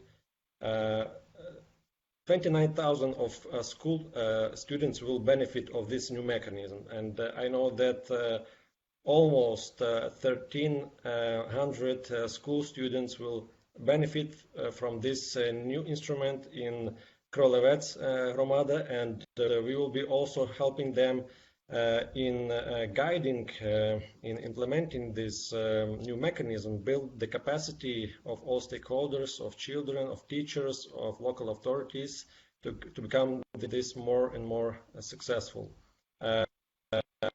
What is participating and how the communities can implement these mechanisms, adapting to their needs and local conditions. I'd like to invite Oleksiy Kovalenko, who is the leader of Kyiv Civic Platform and the Council of Europe expert on the development and implementation of the toolkit for school participatory budgeting. Hello, colleague. Thank you, Volodymyr. Just a moment, please, for my presentation. Thank you. The school participatory budgeting, a powerful, innovative tool for civil participation. It's actively implemented around the world to involve young people in decision making. In Ukraine, its implementation began in 2019. The City Council allocates a certain amount of fund for school youth project. Students submit their project, defend them, and then the project go to the pool, electronic, paper, mixed. Students vote and choose the best. The winner project are implemented by the city under the control of the author of the project. All students of the school can benefit from the result. So, school students go through the whole process from the formation of idea, project development, voting to project implementation. A successful outcome motivates young people to take further action to be active. The Council of Europe project promoting civil participation in democratic decision-making in Ukraine actively develops and implementation innovative approach and the best practice of civil participation. Using a unique civic lab methodology and in collaboration with many stakeholders, the team of experts and practitioners developed the toolkit of school participation budgeting. With the help of the toolkit, each community can step by step develop and implement its own model of school participation budgeting. The model takes into account all specific features and community needs. The toolkit is based on the standards of the Council of Europe, the best European practices of civil participation for young people and school children in the decision-making process. The toolkit contains practical recommendations for the cross-cutting use the inclusive and educational components, prevent discrimination on the basis of gender. Our approach is innovative and as a result gives the opportunity to change the consciousness of the youth and helps in formation of an active, responsible and motivating young citizens able to change Ukraine for the better. In addition, the proposed education model of the school public budgeting allows not to stop the process of involving young people in decision-making even in condition COVID-19. The toolkit has already proven its effectiveness. The school participated budgeting model from the Council of Europe is being currently implemented in two communities, Ternopil and Krolevets. Moreover, the fruitful cooperation is being conducted with 11 more communities. Thank you very much.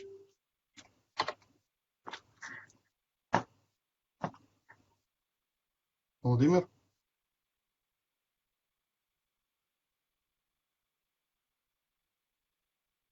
Thank you, Oleksiy, for your presentation. It was very interesting to hear about the implementation of the school participatory budgeting in Ukraine. So now let's move to the next speaker, to Olesya Drobotenko, who is Deputy Head of the Investment Department, Poltava Oblast Council. Okay. Hello, everyone. Nice to meet so many participation. Like Alexei said about many good experience of school participatory budgeting, we in Poltava Oblast Council already have great experience of SPB, or in Ukrainian language, SGB. Years ago, the head of our council had idea to take projects from school children of educational institutions from 14 to 18 years. The students' ideas had to improve the school environment or learning process. Also, up to 15,000 hryvnias were allocated from the regional budget for one project, and 40,000 or more hryvnias from the local budgets. Voting took place online on the Eastern Europe Foundation's platform. Also, all residents of Poltava region from 14 years can vote. So we were very surprised that 160 kids from 122 schools submitted their ideas last year. Also, 33,054 people voted, and we had 58,069 e-votes. Also, one person can vote for one or two or three projects. Interesting that what about the more original ideas from children? This were the creation of comfortable recreation rooms, green classrooms near the school, the latest teaching aids, the design of canteen and playground. I must say that children's idea were more original than ideas of adults. This is very interesting. That's all, if shortly. And Thank you, yes, if you have some questions, I ask. Thank you very thank much. you, Thank you very much. And how is the school participatory budgeting model implemented in Vinnytsia city? I would like to invite Yulia Bielek from Vinnytsia City Council to write about this model. Thank you. Thank you for, I'm really grateful for this opportunity to be a part of this conference and to share our experience. Actually, our main achievements, can you hear me? Yes, we can. Mm-hmm. Actually, our main achievements you can see on your screen, and I believe in that. And I just want to add some words that on our way to being a child-friendly city, we wanted to change this existing system when just adult can impact on participative budget. And our solution was to run a contest of project for children who are 10 to 18 years old. And we invited the participants to develop projects that enhance their schools. For this, we secured support from local NGOs with extensive experience in project management, and you can see that the 53 students received project management training.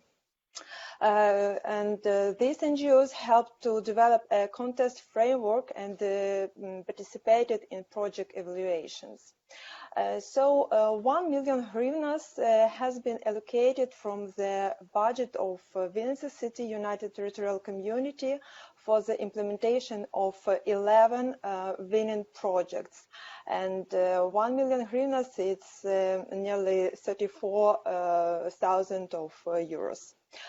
Also, I want to add that nearly 9,000 students of 5th and till 11th grades have been involved in the project at different stages, and this is 41% of the total number of students of the specified age in Vinnytsia. And the last but not least, the school project budget is our local victory and great experience of children's participation in Vinnytsia in Ukraine. Within the project, the city authorities not only take into account the interests and needs of children and young people, but also enables young people to take part in decision making and receive funds from the local budget to implement their own initiatives. And if you want to know more about our experience, you can read it and find it in the Council of Europe toolkit on school participatory budgeting, or can ask your questions. I will glad to answer. Thank you. Thank you very much, Yulia. We will gladly share the toolkit, which will be available in English very shortly with all of the participants. And I would like to invite next speakers who represent the youth capital of Ukraine. I would like to invite Mariana Zvaric from Ternopil City Council and Maria Ichenko from Ternopil Youth NGOs. And I would like to ask you, what mechanisms for youth participation are in place in Ternopil to make this a youth capital of Ukraine? And could you please share your insights and plans as regards the implementation of the new City Council regulation on school participatory budgeting? And I would like to welcome the City Council for adopting this innovative mechanism.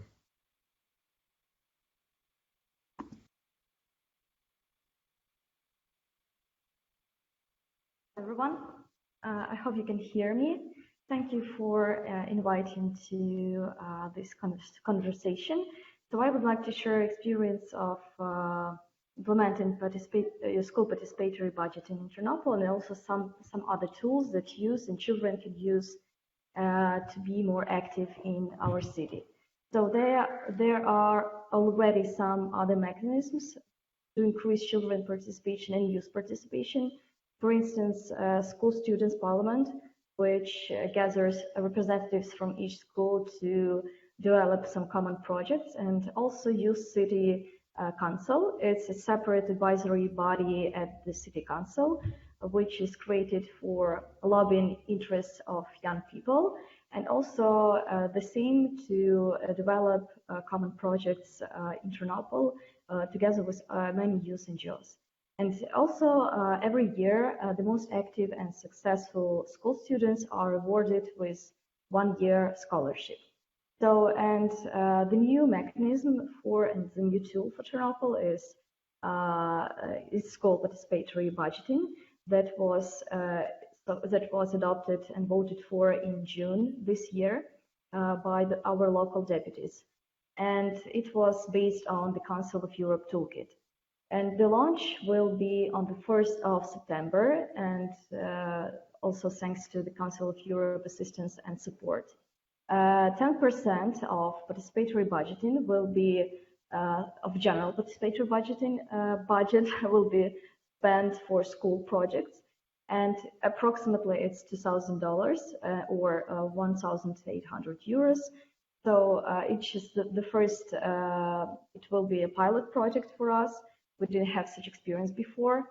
And however, it will be a great opportunity for youth and children to find resources for their creative ideas and to use this experience that they will gain to develop bigger projects for general participatory budgeting when they turn 16. There will be also a complex informational and training campaign so that all participants don't make as little mistakes as possible because people have to be prepared and have to know all details to write the projects very correctly. And so as a result, 34 schools with almost 30,000 students will be able to, in Ternopil, will be able to participate in the school participatory budgeting. Thank you. Thank you very much. I would like to also thank Krolets City Council for cooperation within the Council of Europe project, and your city was the first for our project to adopt a City Council decision on school participatory budgeting, and that will enable many young women and men to benefit from this tool and gain knowledge, gain experience, gain competency in active citizenship. Could you please share about your story? I would like to invite Olga Halecka from Krolevets City Council.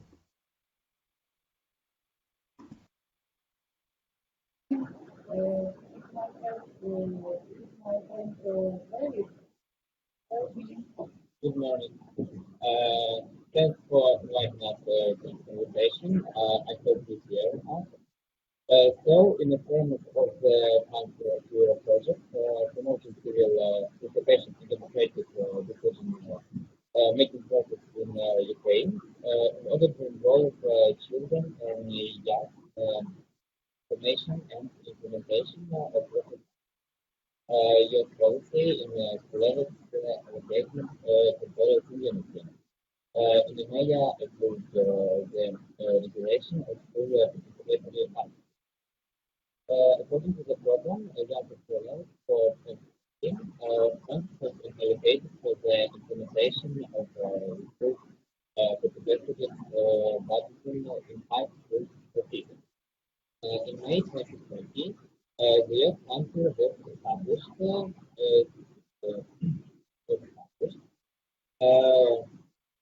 whose representatives are interested in implementation with their ideas to the school to be. This will give young people the opportunity to use to actively develop and solve problems. This year, 1,265 students from 5th to 11th grade, representing 5 schools, will be able to submit and develop their project. The main direction are the implementation of young policy, namely young racial, environmental effects, and healthy life. Today's students are developing projects, and in September or October, their implementation begins. The school review competition is organized by the Department of Youth and Sport. The school participatory budgeting is funded by the budgeting controllers, analyze the territorial community. School development are used to implement their projects in educational instructions with both students of general secondary education. Thanks for your attention. Thank you very much. Thank you very much for Krolevets. We would like to wish you success in implementing this initiative, and we will also support you in this process.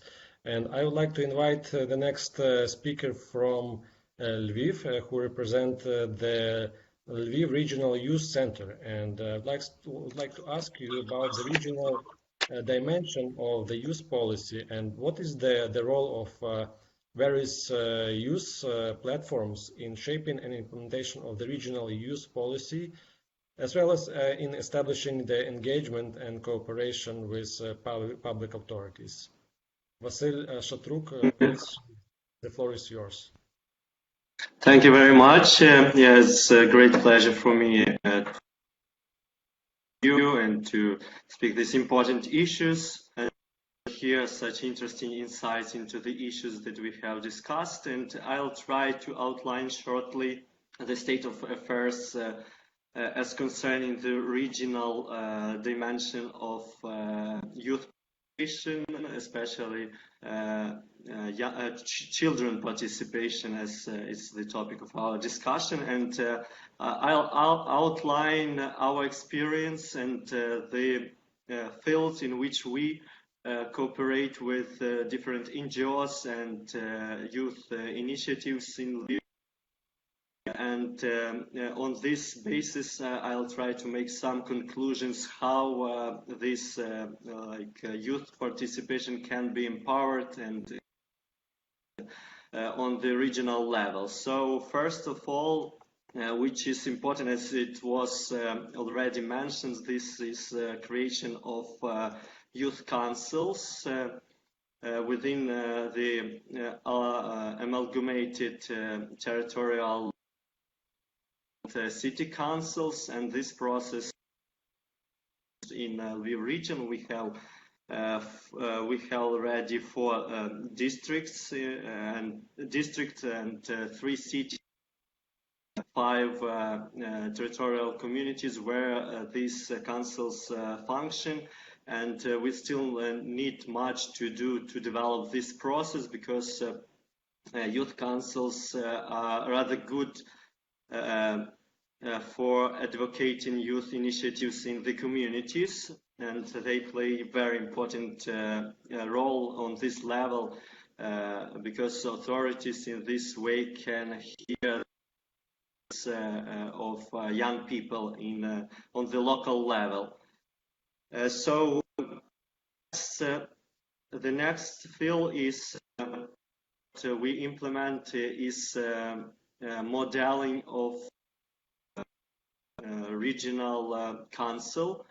We have already organized 2 models of Lviv regional council in order to show how they function and how what are the duties of deputies, and for young people to their authorities operate and what they can take responsibility for. And this is rather successful practice, and we are going to organize another model this autumn, if everything is fine. And also we want to move this practice to small communities, because I have already speak to several youth workers from the region, and they say that there is need that some of young people, especially those who are active in civil life of their communities, they are interested to learn how their local authorities work. So we are going together with youth workers to disseminate this practice into the smaller communities. Also, another thing is discussion of legislative initiatives. We also practice alongside with Youth Policy Department of Lviv Regional Youth Administration to share these initiatives that we receive from central authorities, from Ministry of Youth and Sports, and we suggest to discuss this initiative youth workers from the region in order to and ask them to give some suggestions which can be improved. Also, young people and especially representatives of NGOs participate in the competition when there is a context of projects every year in spring, and they are included in the committee which decides which project is most important to be implemented in the region. And also we have together with the Youth Policy Department of Lviv Regional State, we have also the discussion of action plan for the year, and we also suggest young people to engage in the process of creating this action plan in accordance with the needs of their communities, and they can also include some events if they prove them efficient for Lviv region, include action plan and receive some funds from regional. And as far as the importance of local initiatives are concerned for youth development, I think they play a key role in the development of civil society, and we also pay much attention to that as we plan our events. For example, one of the events is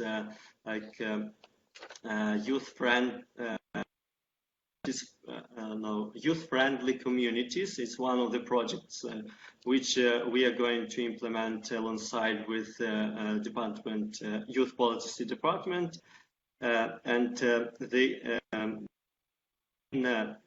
aim of this event is to get together young people, authorities, and also representatives of civil society, and to analyze how and change the situation for better in their communities together. And also we have another project which we have started already in online format. It is youth spaces, create youth spaces together. And we had a series of trainings, and the representatives of youth initiatives also participated. They learned some experience concerning the communication, some judicial issues, some financial issues, and now we are going to visit these communities and speak to them and analyze their situation, because every differs, and also we are going to help them involve young people into decision-making process, and also to make their projects in accordance to the needs of young people, to take that into account. Yeah, that's shortly about youth policy, youth participation. Mr. Shatruk, and we are now moving to the final section, and it's called a new Council of Europe Toolkit, Vote Outside the Box. And what actually is inside this box, inside this toolkit? I would like to invite our international expert, Dan Moxon, and also Gennady Kosyak, to share some insights about this very interesting toolkit that would help authorities and many stakeholders on attracting young voters to vote consciously and responsibly.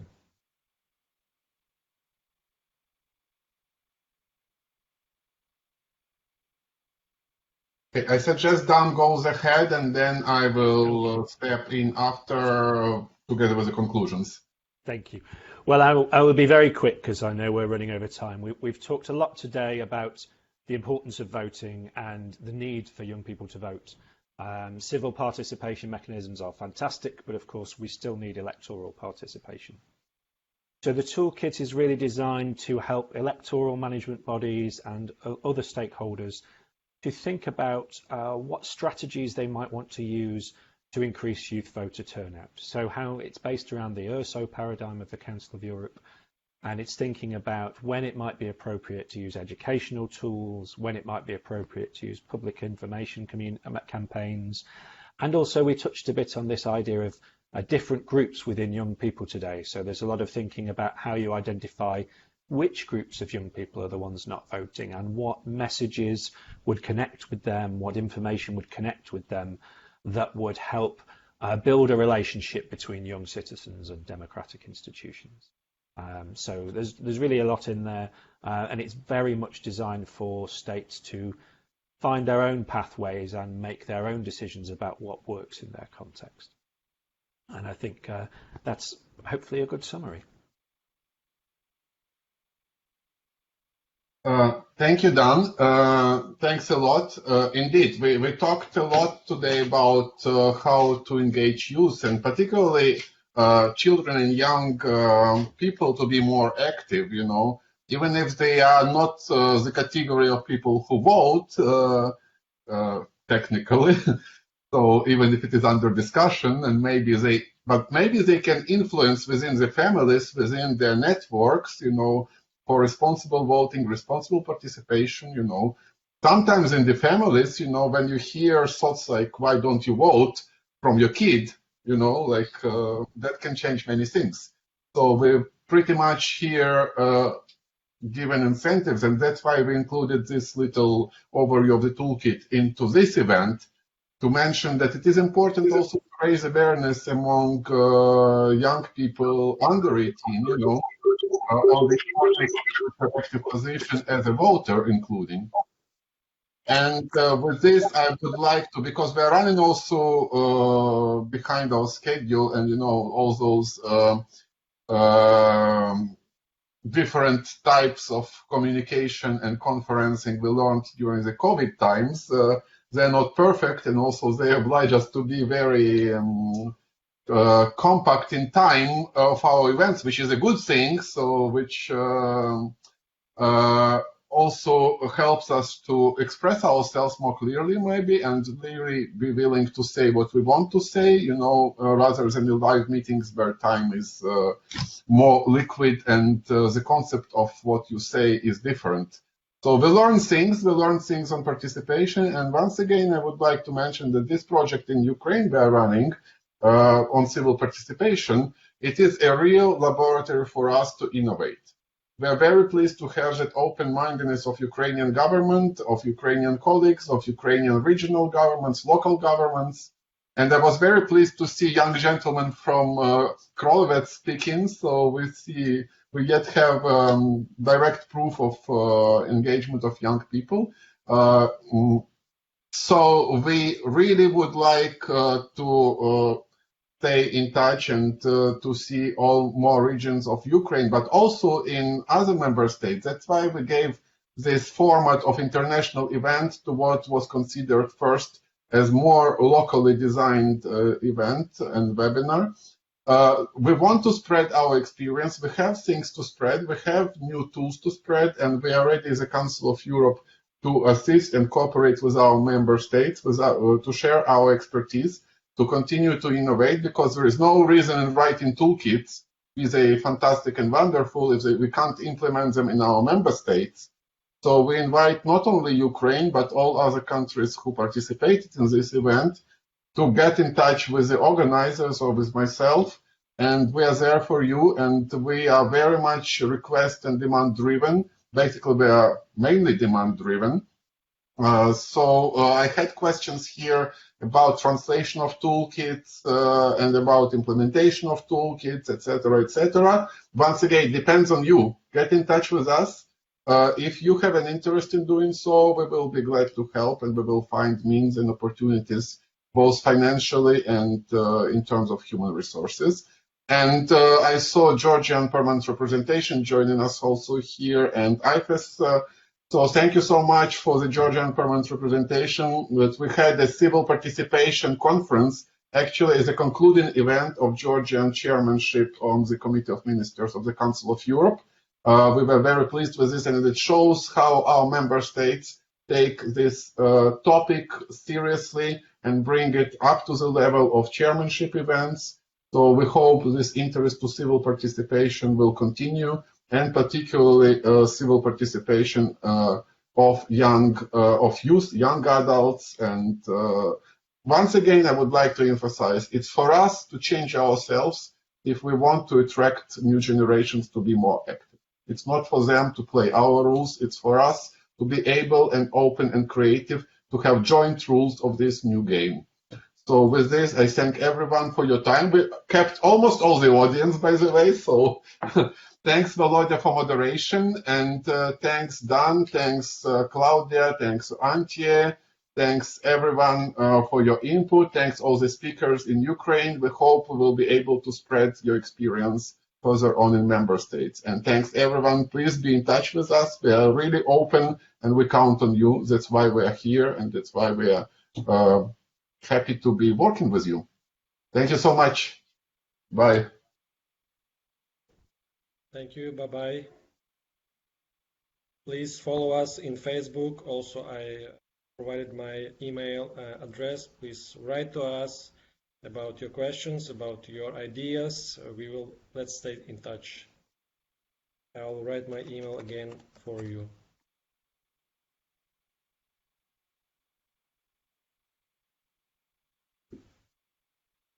Have a great day. Bye-bye. Yeah, and thanks, Ukrainian project team, by the way. Bye.